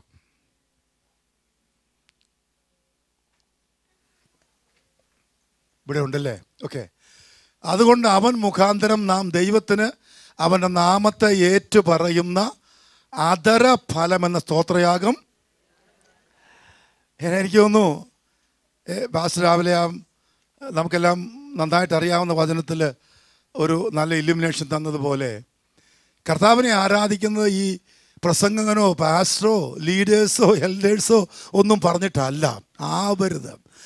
അധര ഫലമെന്ന സ്തോത്രയാഗം ഇടപെടാതെ അർപ്പിച്ചുകൊണ്ടിരിക്കുകയാണ്. ആമേൻ. ആരാധനയിൽ മാത്രമല്ല, ഞാൻ വിശ്വസിക്കുന്നു എവിടെയും കർത്താവിനെ ആരാധിക്കണം. ചിലപ്പോൾ ട്രാവൽ ചെയ്യുമ്പോൾ ഓഫീസിനകത്ത് വാ തുറന്ന് ചിലപ്പോൾ പറയാൻ പറ്റിയില്ലെങ്കിലും അകത്ത് ദൈവത്തെ ആരാധിക്കാൻ പറ്റും. ആമേൻ. ഉള്ളറയിൽ ദൈവത്തെ ആരാധിക്കാൻ പറ്റും, കർത്താവിന് സ്തോത്രം ചെയ്യാൻ പറ്റും. ദൈവദാസൻ പറഞ്ഞ പോലെ നമ്മുടെ എല്ലാ രോഗത്തിനും ഇന്ന് രാവിലെ സൗഖ്യം വന്നിട്ടില്ല, എല്ലാ പ്രശ്നങ്ങളും മാറിയിട്ടില്ല, കുഞ്ഞുങ്ങളുടെ വിവാഹം നടന്നിട്ടുണ്ടാവില്ല, വീട് വെച്ചിട്ടുണ്ടാവില്ല, ആണ്ടുകളായി ജാഗ്രത വിഷയത്തിന്മേൽ മറുപടി ഇതുവരെ ലഭിച്ചിട്ടുണ്ടാവില്ലെങ്കിലും ഇവിടേക്ക് ദൈവത്തിന് മക്കൾ ഒന്നൊഴിയാതെ എല്ലാവരും അല്പസമയം നന്ദിയോടെ ധ്യാനിക്കാൻ തയ്യാറായാൽ, ആണ്ടുകൾ ദൈവം നടത്തിയ വഴികൾ, വിധങ്ങൾ, അവൻ നമ്മെ കൊണ്ടുവന്ന മാർഗങ്ങൾ, നമുക്കായി തുറന്ന വാതിലുകൾ, നമ്മുടെ കുഞ്ഞുങ്ങളെ അനുഗ്രഹിച്ച അനുഗ്രഹങ്ങൾ ഓർക്കുന്ന എല്ലാവർക്കും നന്ദിയോടെ ദൈവത്തെ സ്തുതിക്കാൻ ധാരാളം വകയുണ്ട്, നന്ദിയോടെ സ്തുതിക്കാൻ വകയുണ്ട്. ആദരഫലമെന്ന സ്തോത്രയാഗം ഇടപെടാതെ അർപ്പിച്ച് ദൈവത്തെ നിശ്ചയമായി ദൈവസഭയ്ക്ക് ആരാധിക്കാൻ പറ്റും. ആമേൻ. Praise the lord. ഒരു ദൈവദാസൻ ഒരിക്കൽ പറഞ്ഞു, സ്തോത്രം എന്ന വാക്ക് മലയാളത്തിൽ വന്ന് തന്നെ ഒരു സാൻസ്ക്രിറ്റ് ഡെറിവേഷൻ, സ്തുതി തേ ത്രയം എന്ന 3 സംസ്കൃത ധാതുക്കളുടെ ഒരു ആവിഷ്കാരമാണ് സ്തോത്രം എന്ന് പറഞ്ഞ് ഞാൻ ഓർക്കുന്നു. അദ്ദേഹം പറഞ്ഞത് ത്രിയേക ദൈവത്തിന് സ്തുതി എന്നാണ് പോലും ആ പ്രയോഗത്തിൻ്റെ അർത്ഥം. അത് ഞാൻ വ്യത്യസ്തമായി കേട്ട ഒരു പ്രയോഗമാണ്. എന്നാൽ അതിൻ്റെ ഒറിജിനൽ സ്തോത്രം എന്ന വാക്ക് നമ്മുടെ ഇടയിൽ ഉള്ള ഉപയോഗത്തെക്കുറിച്ചും എനിക്ക് ചിലപ്പോൾ ആശങ്കകളുണ്ട്. ഇപ്പം നമ്മൾ അമ്മാമേ സ്തോത്രം, പാസ്റ്ററെ സ്തോത്രം എന്ന് പറയാറില്ലേ? ആർക്കാ സ്തോത്രം കൊടുക്കണേ? നമ്മുടെ രീതിയിലെല്ലാം വ്യക്തികൾക്കാ സ്തോത്രം, പക്ഷെ ഒരിക്കലല്ല. കർത്താവിൻ്റെ ദാസനെയും ദൈവദാസിയെയും നമ്മുടെ ആധ്യാത്മിക ബന്ധത്തെ ഓർത്ത് ദൈവത്തിന് ആ സ്തോത്രം കൊടുക്കേണ്ടത്. ഐ ഗീവ് താങ്ക്സ് എന്നാണ് എൻ്റെ ഓർത്ത് യൂക്യാരിസ്റ്റ് എന്ന വാക്കിൻ്റെ അർത്ഥം. അങ്ങനെയാണ് യൂക്യാരിസ്റ്റ് എന്നൊക്കെ കർത്തൃമേശയ്ക്ക് പേര് വരാൻ പോലും കാര്യം നന്ദി അർപ്പണ ശുശ്രൂഷ എന്ന അർത്ഥത്തിലാണ്. ഒറിജിനൽ വാക്കിൻ്റെ ശരിയായ സൂചന ഇംഗ്ലീഷ് ബൈബിളിൽ താങ്ക്സ് എന്ന പല രൂപങ്ങളാണ് മലയാളത്തിൽ സ്തോത്രം എന്ന് വന്നിരിക്കുന്നത്. സ്തോത്രം പറയുന്ന ആത്മീയൻ ഒരു ഗ്രീറ്റിംഗ് പദമായിട്ടല്ല സ്തോത്രം പറയേണ്ടത്, ഒരു നന്ദി അർപ്പണമായിട്ടാണ്. ആമേൻ. കർത്താവ് ചെയ്ത ഉപകാരങ്ങൾക്ക് നാം ദൈവത്തിന് നിരന്തരം നന്ദി പറയുകയാണ്. ഞാൻ വിശ്വസിക്കുന്നു, ഞാൻ അനുഭവിക്കുന്നു, ഇനിമേൽ കർത്താവ് ഒന്നും ചെയ്തില്ലെങ്കിലും ഇതുവരെ കൊണ്ടുവന്ന വിധത്തിനായിട്ട് ഒരായുസ് മുഴുവൻ ദൈവത്തിന് നന്ദി പറയാൻ ധാരാളം വകയുണ്ട്. അത്രമാത്രം നന്മകൾ ദൈവം ചെയ്തിട്ടുണ്ട്. ആമേൻ. അവിടെ ആരെയും കൂസാതെ, മടിക്കാതെ, ലജ്ജിക്കാതെ കർത്താവിൻ്റെ സഭ കുഞ്ഞുങ്ങളടക്കം എല്ലാവരും ദൈവത്തിനും നന്ദി പറയാൻ തയ്യാറാകണം, ദൈവത്തിന് മഹത്വം കൊടുക്കാൻ തയ്യാറാകണം. ഞാൻ വിശ്വസിക്കുന്നു, ഞങ്ങൾ എപ്പോഴും പറയാറുണ്ട്, ഞായറാഴ്ച ആരാധന മാത്രമല്ല അവനവൻ്റെ വീട്ടിനകത്തും ശക്തമായി കർത്താവിനെ ആരാധിക്കാൻ കഴിയണം. ആമേൻ. ഞാൻ പറയുന്നു, ഭവന പ്രാർത്ഥന ദൈവദാസന്മാർ വന്ന് പ്രാർത്ഥിച്ച് ബന്ധനമഴിക്കലും ഒക്കെ ഉണ്ട്, അത് എനിക്ക് വിരോധമില്ല, നടക്കട്ടെ. പക്ഷേ എളുപ്പമുള്ളൊരു പണി ഞാൻ പറയുകയാണ്. ഭാര്യയും ഭർത്താവും മക്കളും ഒന്നിച്ച് വീട്ടിനകത്ത് തിരക്കിനിടയ്ക്ക് നഷ്ടപ്പെട്ടു പോയ ഭവനാരാധന ഒന്ന് മടക്കി വരുത്താൻ, ഫാമിലി പ്രെയർ ഒന്ന് ഉഷാറാക്കാൻ, ഉള്ള തൊണ്ട കൊണ്ട് നന്നായി പാട്ടുപാടാൻ, നമ്മുടെ മക്കൾ തിരുവഴുത്ത് ഉറക്കെ വായിക്കാൻ, എല്ലാവരും ദൈവത്തോട് പ്രാർത്ഥിക്കുമ്പോൾ അന്ധകാര കെട്ടുകൾ പൊട്ടിപ്പോകുമെന്ന്, ദുഷ്ടബന്ധനങ്ങൾ തകരുമെന്ന്, രോഗത്തിന്റെ കെട്ടുകൾ പൊട്ടുമെന്ന് ഞാൻ വിശ്വസിക്കുന്നു.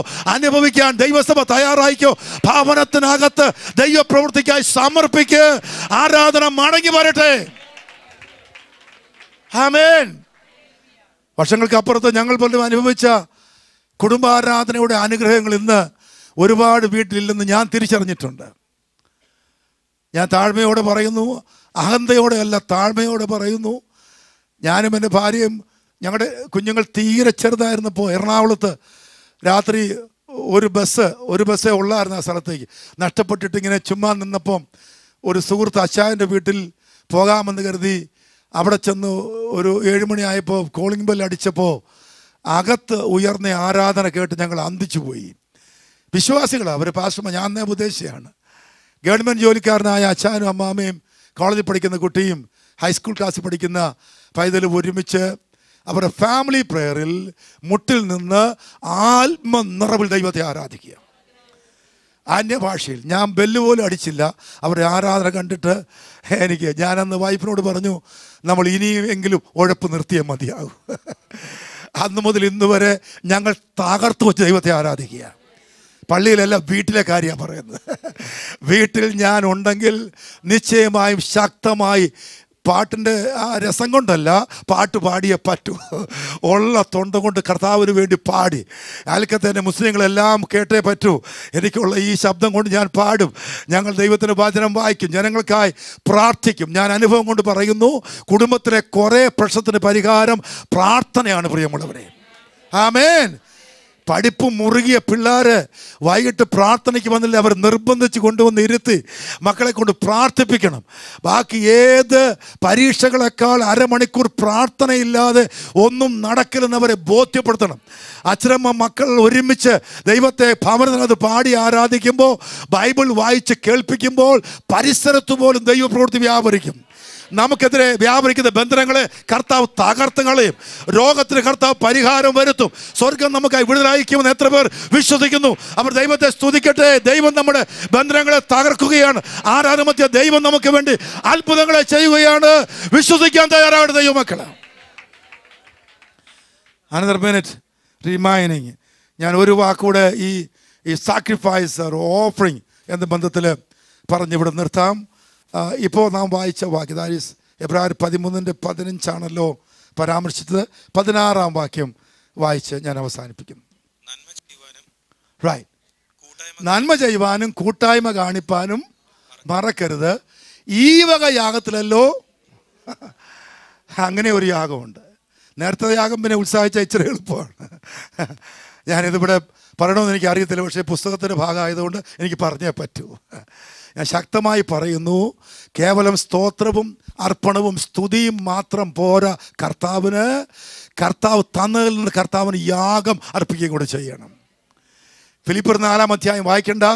അവിടെ ദൈവദാസൻ എപ്പഫ്രോദിത്തോസിൻ്റെ കയ്യാൽ ഫിലിപ്പിയ സഭ സാധുക്കളുടെ ജാതീയ സഭയിൽ നിന്ന് കിട്ടിയ ഒരു സ്തോത്ര കാഴ്ച നെഞ്ചോട് അമർത്തിയിട്ട് കണ്ണീരിൽ കുതിർത്ത ആ അർപ്പണത്തെ ദൈവം ഭാഗം വെച്ചിട്ട് പറയുന്ന ഒരു അനുഗ്രഹിക്കപ്പെട്ട വചനമുണ്ട്. നിങ്ങൾ അയച്ചു തന്നത് തുകയുടെ വലിപ്പം കൊണ്ടല്ല, നിങ്ങളുടെ മനസ്സിൻ്റെ വലിപ്പം കൊണ്ട് ദൈവത്തിന് സൗരഭ്യവാസനായ യാഗമായി ഞാൻ സ്വീകരിച്ചിരിക്കുന്നു. ഞാൻ ഈ ദൂത് പറഞ്ഞ് അവസാനിപ്പിക്കാൻ സഹോദരങ്ങളെ, നിങ്ങളെ ആരും എനിക്ക് അറിയില്ലല്ലോ.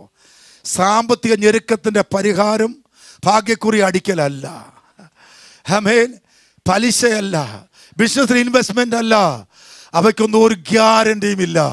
അനുഭവങ്ങളോട് ഞാൻ വിളിച്ചു പറയുന്നു, കർത്താവിൻ്റെ വേലയ്ക്ക് വേണ്ടി കൈ തുറന്നാൽ ഞെരുക്കങ്ങളെ ദൈവം നിശ്ചയമായി മാറ്റാൻ പോകുകയാണ്. അനുഭവിക്കുന്ന ആരെല്ലാം ഉണ്ടോ? കരമൂർത്തി കർത്താവിനെ ഒന്ന് സ്തുതിക്കാമോ? ആമേൻ. ഒരു പിരിവോ ഒക്കെ വരുമ്പോൾ കഷ്ടിച്ച് വിഷമിച്ച് പാക്കറ്റിൽ കൈയിട്ട് അകത്ത് മനപ്രയാസത്തോടെ കൊടുക്കുന്ന ഏർപ്പാടല്ല യാഗമെന്ന് പറയുന്നത്. ദൈവം തരുന്ന ദാനങ്ങളിൽ നിന്ന് കൃത്യമായി കർത്താവിൻ്റെ വേലയ്ക്ക് വേണ്ടി കൊടുക്കാൻ തയ്യാറായാൽ ഞെരുക്കങ്ങൾ ദൈവം മാറ്റുമെന്ന അനുഭവങ്ങളോടെ ഞാൻ ഇന്ന് പകൽ ആത്മാവിൽ വിളിച്ചു പറയുന്നു. കർത്താവിൻ്റെ വേലയ്ക്ക് വേണ്ടി ഒരു യാഗമായി കൊടുക്കാൻ ദൈവസഭ ഈ രാവിലെ തയ്യാറാകട്ടെ. ഞെരുക്കത്തിന് കർത്താവ് പരിഹാരം വരുത്താൻ പോകുകയാണ്. ആമേൻ. കർത്താവിൻ്റെ വേലയ്ക്ക് കൊടുക്കുന്നത് ഒരു സാധാരണ കൊടുക്കലല്ല, പാസ്റ്റർ കൊടുക്കലല്ല, ചേച്ചിന് കൊടുക്കലല്ല. എൻ്റെ കർത്താവിന് ഞാൻ ഒരു യാഗം കൊടുക്കുകയാണ്. ഞാൻ കല്യാണം കഴിക്കാൻ 2 കൊല്ലം മനഃപൂർവ്വം വൈകിച്ച ആളാണ്, കാശില്ലാഞ്ഞുകൊണ്ട്. എനിക്കോ പട്ടിണി, ഇനിയും കല്യാണം കഴിച്ച് ഒരു പെണ്ണെ കൊണ്ട് കറക്കണ്ടെന്ന് കരുതി ഞാനങ്ങനെ മുന്നോട്ട് പോയ ആളാണ്. പിന്നെ നോക്കിയപ്പോൾ പ്രായം കൂടുന്നു, കാശ് കൂടുന്നില്ല, എന്നാൽ പിന്നെ കല്യാണം കഴിക്കാതെ അങ്ങനെ ഒരു ധൈര്യത്തിന് ചെയ്തതാണ്. പക്ഷെ കർത്താവ് അത്ഭുതകരമായി നടത്തി. ഈ 35 കൊല്ലം അത്ഭുതകരമായി നടത്തി. എനിക്ക് അന്നത്തെ വരുമാനം 200 രൂപ, വാടക 200 രൂപ. പക്ഷെ കർത്താവ് നടത്തിയെന്ന് സന്തോഷത്തോടെ ഞാൻ വിളിച്ചു പറയുന്നു. ദശാംശം ഞാൻ എന്നും കൊടുത്തിട്ടുണ്ട്. കുടുംബം ഞങ്ങൾ തീരുമാനിച്ച് ദശാംശം കൊടുത്താൽ പോരാ. എല്ലാ കൊല്ലവും ഞങ്ങൾ പുതുക്കാൻ തുടങ്ങി, പരിഷ്കരിക്കാൻ തുടങ്ങി. ഈ കൊല്ലം പുതുക്കിയിട്ട് നിൽക്കുകയാണ്. ആത്മാവിൽ പറയുന്നു, കൊടുത്തതെല്ലാം ഞങ്ങൾക്ക് അനുഗ്രഹമായി മാറി. ഞെരുക്കങ്ങളെ കർത്താവ് മാറ്റി, പുതിയ വഴികളെ ദൈവം തുറന്നു. ഇരുമ്പോടാമ്പൽ ദൈവം തകർത്തു, താമ്രക്കഥകൾ ദൈവം ഭേദിച്ചു, ആഴിയിൽ പാത തുറന്നു. കരങ്ങളെ അടിച്ച് എല്ലാവരും ദൈവത്തെ സ്തുതിച്ചാട്ട്, ദൈവം നന്മയെന്ന് ഉറപ്പുള്ള എല്ലാവരും കർത്താവിനെ ആരാധിച്ചാട്ട് അവന് വേണ്ടി യാഗം കഴിക്കാൻ ഇന്ന് രാവിലെ ദൈവം കൃപ നൽകട്ടെ. കർത്താവിന്റെ മഹത്വത്തിനായി യാഗം അർപ്പിക്കുവാൻ പരിശുദ്ധാത്മാവ് ഇന്ന് രാവിലെ ശക്തമായി വിളിച്ചു പറയുന്നു. ദൈവം നമ്മെ അനുഗ്രഹിക്കട്ടെ. അനുഗ്രഹിക്കപ്പെട്ട ദൈവനം നമ്മൾ കേട്ടു. എത്ര പേര് ഇത് ഏറ്റെടുത്തു ഉള്ളിലേക്ക്? Hallelujah, hallelujah. അതരഫലമെന്ന സ്തോത്രയാഗം വല്ലപ്പോഴുമല്ല, ഇടപെടാതെ അർപ്പിക്കുക. എൻ്റെ ശരീരത്തെ ഞാൻ യാഗമായി അർപ്പിക്കുക. നന്മ ചെയ്യുകയും കൂട്ടായ്മ കാണിക്കുകയും ചെയ്യുക, അതൊരു യാഗമാണ്. ഇന്നൊരു തീരുമാനം നമുക്ക് എല്ലാവർക്കും എടുക്കാമോ? കർത്താവേ, make me A worshipper Lord as I just now heard Lord. കർത്താവേ, ഞാനൊരു ആരാധകനാണെന്ന് പറഞ്ഞാൽ പോരാ, ഞാൻ ആരാധിക്കുന്നവനാണെന്ന് പറഞ്ഞാൽ പോരാ, ഞാൻ പാട്ട് പാടുമെന്ന് പറഞ്ഞാൽ പോരാ. എൻ്റെ ഹൃദയം തുറന്ന് ഞാൻ എൻ്റെ ദൈവത്തെ സ്തുതിക്കട്ടെ. താങ്ക്സ് ഗിവിങ് എന്നുള്ള വാക്കാണ് സ്തോത്രം എന്നുള്ള വാക്ക്. അങ്ങനെയെങ്കിൽ നമ്മൾ കേട്ടല്ലോ, എപ്പോഴും നന്ദിയുള്ളവരായിരിക്കുക. ഹല്ലേലൂയ, ഹല്ലേലൂയ, ഹല്ലേലൂയ. Being thankful or grateful is spiritual എന്നൊരു ഭക്തൻ പറഞ്ഞു. ഇന്ന് നമ്മുടെ സ്പിരിച്വാലിറ്റി അളക്കുന്നത് ഹൗ മച്ച് സ്പിരിച്വൽ എന്നുള്ളതല്ല, how much thankful am I. ഞാൻ നന്ദിയുള്ളൊരു വ്യക്തിയാണോ? അതായി സ്തോത്രം എന്ന് പറഞ്ഞ് ആ സ്തോത്രത്തെ യാഗമായി നമുക്കൊന്ന് അർപ്പിക്കാമോ? എല്ലാവരും ചേർന്ന് വായെന്ന് തുറന്ന് സ്തുതിച്ചാട്ട് ദൈവത്തിന് സ്തോത്രം ചെയ്താട്ട്, ദൈവത്തിന് സ്തോത്രം ചെയ്താട്ടെ. നമ്മൾ പാടിയല്ലോ, സ്തോത്രയാഗമാം സുഗന്ധം ശുദ്ധരിൻ അധരങ്ങളിൽ നിന്നും ആനന്ദമാം സംഗീതം ആരാധനയിലെന്നുമേ. മ്യൂസിക്കല്ല കാര്യം, നമ്മുടെ ഹൃദയത്തിൽ നിന്ന് വരുന്ന ആ യാഗം, സ്തോത്രമെന്ന യാഗം നമ്മുടെ ഹൃദയത്തിൽ നിന്ന് വരുമ്പോൾ അത് ദൈവം ആസ്വദിക്കുന്നതാണ്.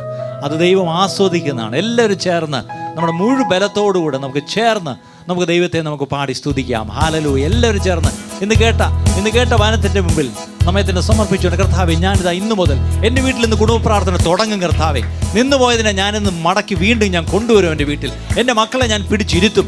ഞങ്ങൾ ഒരുമിച്ചിരിക്കുമെന്നൊരു തീരുമാനം എല്ലാവരും എടുത്താട്ടെ. എല്ലാവരും ഒരുമിച്ചൊരു തീരുമാനം എടുത്താട്ടെ. ഞങ്ങൾ കുടുംബമായി ഒന്നിച്ചിരുന്ന് ഞങ്ങൾ പാടുമ്പോൾ, ഞങ്ങൾ വചനം വായിക്കുമ്പോൾ, ഞങ്ങൾ പ്രാർത്ഥിക്കുമ്പോൾ ഞങ്ങളുടെ വീട്ടിലെ ബന്ധനം അഴിയും, ഞങ്ങളുടെ വീട്ടിലെ ബുദ്ധിമുട്ടുകൾ തീരും, ഞങ്ങളുടെ വീട്ടിലെ അനുഗ്രഹത്തിൻ്റെ ഉറവ തുറക്കും. കർത്താവേ, അത് ഏതെങ്കിലും ദൈവദാസം വന്ന് പ്രാർത്ഥിക്കുമ്പോഴല്ല, അത് ഞങ്ങൾ വീട്ടിൽ പ്രാർത്ഥിക്കുമ്പോഴാണ്. ഹല്ലേലൂയ. സന്തോഷത്തോടെ ദൈവത്തെ സ്തുതിച്ചോണേക്കാട്ടെ. എല്ലാവരും കരങ്ങളെ അടിച്ച്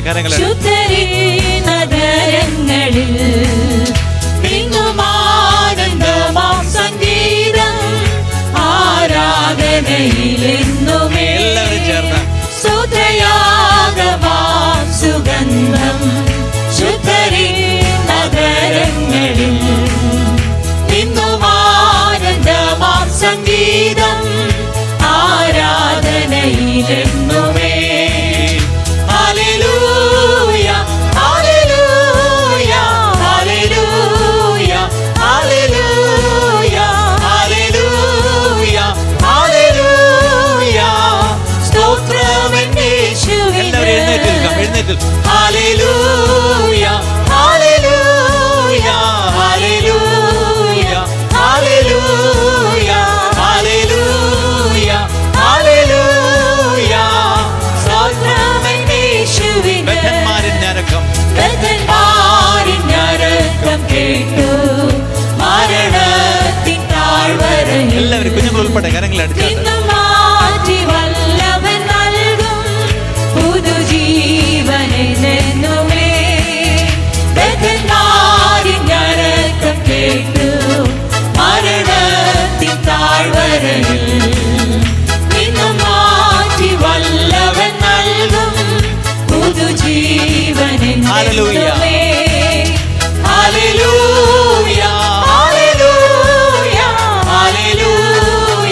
ഹല്ലേലൂയ ഹല്ലേലൂയ ഹല്ലേലൂയ സ്തോത്രം യേശുവിനെ. വീണ്ടും ഹല്ലേലൂയ കുഞ്ഞുങ്ങൾ കരങ്ങളെ ഹല്ലേലൂയ ഹല്ലേലൂയ ഹല്ലേലൂയ ഹല്ലേലൂയ സ്തോത്രം യേശുവിനെ.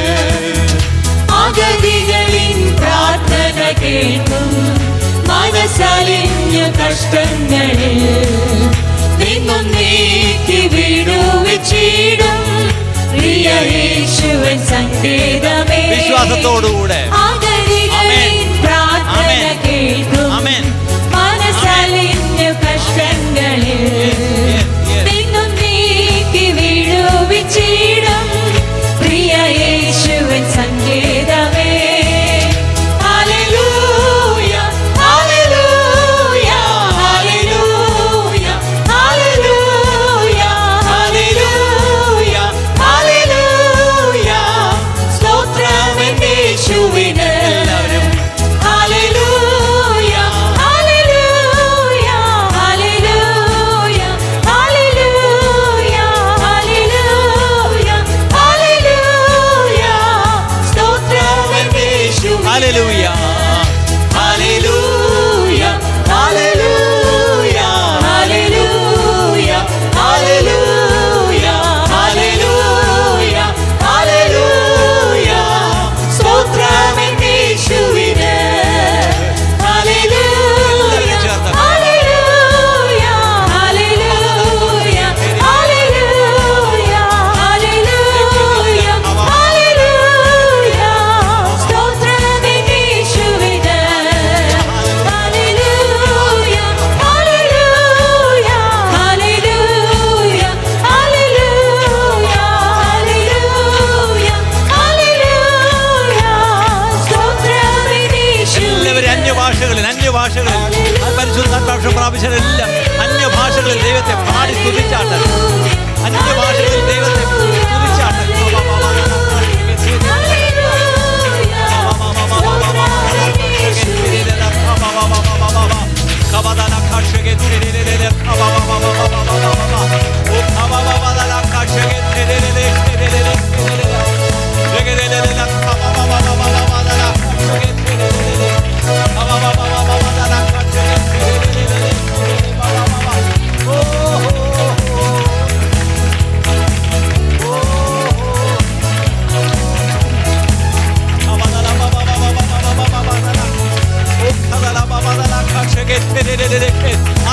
ആത്മാവിലൊരു പുതുബലം പ്രാപിക്കാം. ഓ, ആ ബലം ശരീരത്തിലേക്ക് വ്യാപരിക്കട്ടെ. എല്ലാ ബന്ധനങ്ങളും, എല്ലാ രോഗത്തിന്റെ ബന്ധനങ്ങളും യേശുവിന്റെ നാമത്തിൽ അഴിയട്ടെ. കുടുംബങ്ങളിലുള്ള ബന്ധനങ്ങൾ കർത്താവേ, കുടുംബങ്ങളുള്ള തകർച്ചകൾക്ക് പരിഹാരം വരട്ടെ കർത്താവേ. ആവശ്യങ്ങളുടെ പേര്, ബുദ്ധിമുട്ടുകളുടെ പേര് ദൈവപ്രവൃത്തി വെളിപ്പെടട്ടെ യേശുവിന്റെ നാമത്തിൽ, യേശുവിന്റെ നാമത്തിൽ, യേശുവിന്റെ നാമത്തിൽ. ഇന്ന് ഓ, ഒരു വിടുതൽ കർത്താവേ യേശുവിന്റെ നാമത്തിൽ.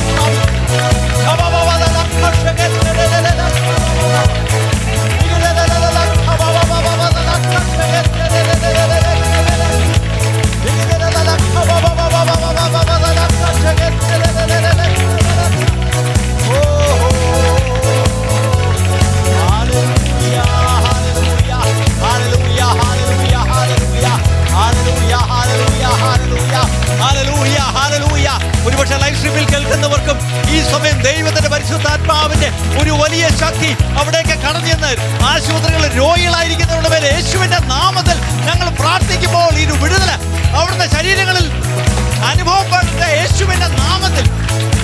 കുടുംബങ്ങൾ വിടുവിക്കപ്പെടട്ടെ, ജീവിതങ്ങൾ വിടുവിക്കപ്പെടട്ടെ. ദൂരെയായിരിക്കുന്നവര് യേശുവിന്റെ നാമത്താൽ, യേശുവിന്റെ നാമത്താൽ ഓ ഹല്ലേലൂയ വിടുതൽ പ്രാപിക്കട്ടെ.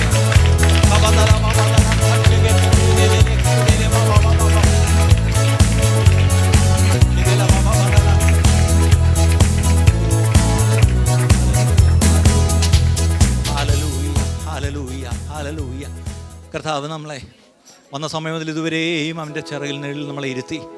അവൻ്റെ സന്ധിയിൽ നമ്മൾ കാത്തിരുന്നു. അവൻ്റെ വചനം നമ്മൾ കേട്ട് നമ്മളോട് അവൻ സംസാരിച്ചു. മറ്റൊന്നുമല്ല, എൻ്റെ മക്കളെ സ്തുതിക്കുന്നതിൽ, സ്തോത്രം ചെയ്യുന്നതിൽ, ആരാധിക്കുന്നതിൽ അതൊരു സാക്രിഫിഷ്യൽ എന്നുള്ള അർത്ഥം വരണം. അല്ലാന്നുണ്ടെങ്കിൽ എനിക്കുണ്ടെങ്കിൽ ഞാൻ കൊടുക്കാം, എനിക്ക് സമയമുണ്ടെങ്കിൽ ഞാൻ ചെയ്യാമെന്നല്ല. ഒരു ത്യാഗം ചെയ്ത് ചെയ്യുമ്പോഴാണ് അതിനകത്തൊരു വിലയുള്ളത്. അങ്ങനെ നമ്മുടെ ആരാധനയായി മാറട്ടെ പ്രിയപ്പെട്ടവരെ. അതിനായിട്ട് ദൈവം നമ്മളെ സഹായിക്കട്ടെ. കർത്താവ് ദാസനെ കർത്താവ് അനുഗ്രഹിക്കട്ടെ, കുടുംബം അനുഗ്രഹിക്കട്ടെ, കുടുംബത്തെ അനുഗ്രഹിക്കട്ടെ, താൻ ചെയ്യുന്ന എല്ലാ ശുശ്രൂഷയും കർത്താവ് അനുഗ്രഹിക്കട്ടെ. Hallelujah, hallelujah. പരിശുദ്ധ പിതാവേ, ഞങ്ങളങ്ങേ സ്തുതിക്കുന്നു. ഞങ്ങൾ വന്ന സമയം മുതൽ ഇതുവരെ അവിടുത്തെ സാന്നിധ്യത്തിൽ ഞങ്ങളെ ഇരുത്തി കർത്താവേ. അവിടുത്തെ പരിശുദ്ധാത്മാവ് മുന്നോട്ട് ഓരോ ശുശ്രൂഷകളെ നയിച്ചതിനായിട്ട് നന്ദി. കേൾപ്പിച്ച വചനങ്ങൾക്കായിട്ട് സ്തോത്രം. ഞങ്ങളത് ഏറ്റെടുക്കുന്ന കർത്താവേ, ഞങ്ങളതൊരു ആവേശത്തിൽ ഏറ്റെടുക്കുകയല്ല, ദൈവത്തിൻ്റെ കൃപ തന്ന് ഞങ്ങളുടെ ജീവിതത്തിൽ പകർത്തി ഞങ്ങളുടെ ശരീരങ്ങളെ തന്നെ യാഗമായി സമർപ്പിക്കുവാനും കർത്താവേ ഞങ്ങളെപ്പോഴും ഇടപെടാതെ സ്തോത്രം ചെയ്തുകൊണ്ട് കർത്താവേ ഞങ്ങൾക്കുള്ള നന്മകളിൽ നിന്നെല്ലാം കർത്താവേ നിനക്ക് തരുവാനും കർത്താവേ നിൻ്റെ വേലയ്ക്കും കർത്താവ് സാധുക്കളെ സഹായിക്കുവാനും ഞങ്ങളെ ഇനിയും ഇടന്നൊരുക്കണമേ, സഹായിക്കണമേ എന്ന് പ്രാർത്ഥിക്കുന്നു. കർത്താവിൻ്റെ ദാസനെ അനുഗ്രഹിച്ചാട്ട് കർത്താവ്. വീണ്ടും കർത്താവ് ഇവിടെ പ്രയാസത്തിൽ വന്നവർ അനേകരുണ്ട്. അപ്പം രോഗികളായി വന്നവരുണ്ട്, ദൂരെ ഞങ്ങളെ രോഗികളായി കേൾക്കുന്നവരുണ്ട്. അവരുടെ എല്ലാം കർത്താവ് ജീവിതത്തിൽ ഒരു വലിയ വിടുതൽ ഇന്ന് പകൽ നീ അയച്ചിരിക്കാൻ സ്തോത്രം. ഓരോ കുടുംബങ്ങളും വിടുവിക്കപ്പെടട്ടെ കർത്താവേ. ഞങ്ങളുടെ കുഞ്ഞുങ്ങൾ വിടുവിക്കപ്പെടട്ടെ, ഞങ്ങളുടെ പുതിയ തലമുറ വിടുവിക്കപ്പെടട്ടെ കർത്താവ്. മദ്യവും മയക്കുമരുന്നും മൂലം കർത്താവെ എത്ര കൊലപാതകങ്ങൾ കഴിഞ്ഞ ഒരാഴ്ച ഞങ്ങളുടെ ഈ പട്ടണത്തിൽ കണ്ടു. ഈ പട്ടണത്തിന്മേൽ ഞങ്ങൾ യേശുവിന്റെ നാമത്തിൽ അധികാരത്തോടെ സഭ പ്രാർത്ഥിക്കുന്നു. ഇനി മേലാൽ അങ്ങനെ ഒരു മദ്യ മാഫിയ, ഒരു മയക്കുമരുന്ന് മാഫിയ ഇവിടെ തഴച്ചു വളരുവാൻ ഞങ്ങൾ അനുവദിക്കുകയില്ല. അത് പോലീസല്ല ഒന്നും ചെയ്യുന്നത്. യേശുവിന്റെ നാമത്തിൽ ശത്രുവേ, പിശാചേ, ഞങ്ങളുടെ യുവതലമുറയെ തെറ്റിക്കുന്ന എല്ലാ മയക്കുമരുന്നിന്റെ എല്ലാ വരവിനെയും യേശുവിന്റെ നാമത്തിൽ ഞങ്ങൾ തടയുന്നു, അതിനെ ബന്ധിക്കുന്നു. We cancel it, Lord, every route. ഏത് വഴിയൊക്കെ മയക്കുമരുന്ന് വരുന്നുവോ, ഏതുമൊക്കെ വഴി കഞ്ചാവ് വരുന്നുവോ, ഹാഷിഷ് വരുന്നുവോ, ആ വഴികളെ ഞങ്ങൾ അടയ്ക്കുന്നു, യേശുവിന്റെ നാമത്തിൽ അടയ്ക്കുന്നു. ഇനി മയക്കുമരുന്ന് കൊണ്ട് കർത്താവേ ചെറുപ്പക്കാരെ നശിക്കുവാൻ അനുവദിക്കരുതേ. മയക്കുമരുന്ന് മൂലം, മദ്യം മൂലം ചെറുപ്പക്കാരെ നശിക്കുന്നു കർത്താവെ. അന്യോന്യം കൊല്ലുന്ന കർത്താവെ, ക്രൂരമായി പീഡിപ്പിച്ച് കൊല്ലുന്ന കഥകൾ ഞങ്ങൾ കേട്ടു. ഇനി അങ്ങനെ കൊലപാതകം ഞങ്ങളുടെ പട്ടണത്തിലോ ഈ ദേശത്തോ നടക്കരുത് കർത്താവെ. അവിടെ നിന്ന് കർത്താവെ കൃപ നന്നാട്ട്. അപ്പോൾ ഞങ്ങൾ പിരിയുന്നു കർത്താവെ. അവിടുത്തെ സാന്നിധ്യം തന്നെ ഞങ്ങളുടെ കൂടെ ഉള്ളതിനായിട്ട് സ്തോത്രം. അവിടുത്തെ ശക്തിയാൽ നിറഞ്ഞു ജീവിക്കുവാൻ, അങ്ങയുടെ സാക്ഷികളായി ജീവിക്കുവാൻ ഞങ്ങൾക്കിടയാക്കി കാട്ട് കർത്താവെ. മടക്കാത്തലും കൂടെ ഇരുന്നാട്ട് എല്ലാ മഹത്വം അങ്ങേക്ക് തരുന്നു. പരീക്ഷ എഴുതുന്ന കുഞ്ഞുങ്ങളോടും പ്രത്യേകിച്ച് പലർക്കും ഈ ആഴ്ച പരീക്ഷ തീരുമ്പോൾ അവർക്ക് നിന്റെ കൃപോർത്ത് നീ സഹായിച്ചാട്ട്. പ്രാർത്ഥന കേട്ടിരിക്കാൻ സ്തോത്രം. യേശു ക്രിസ്തുവിൻ്റെ നാമത്തിൽ തന്നെ പിതാവേ. കർത്താവായ യേശു ക്രിസ്തുവിൻ്റെ കൃപയും പിതാവായ ദൈവത്തിൻ്റെ സ്നേഹവും ആശ്വസിപ്പിച്ച് വഴിയടന്ന പരിശുദ്ധാത്മാ സംസർഗവും സഹവാസവും നാം ഇവരോടും കൂടെ കർത്താവായ യേശു ക്രിസ്തുവിൻ്റെ മടങ്ങി വരെ ഉണ്ടായിരിക്കുമാറാകട്ടെ. ക്രിസ്തുവേശം മൂലം നമുക്ക് ജയം തരുന്ന ദൈവത്തിൻ്റെ കരങ്ങളെ ഉയർത്തി നമുക്ക് എല്ലാവരും ചേർന്ന് ഹല്ലേലൂയ പറയാം. ഹല്ലേലൂയ, ഹല്ലേലൂയ, ഹല്ലേലൂയ.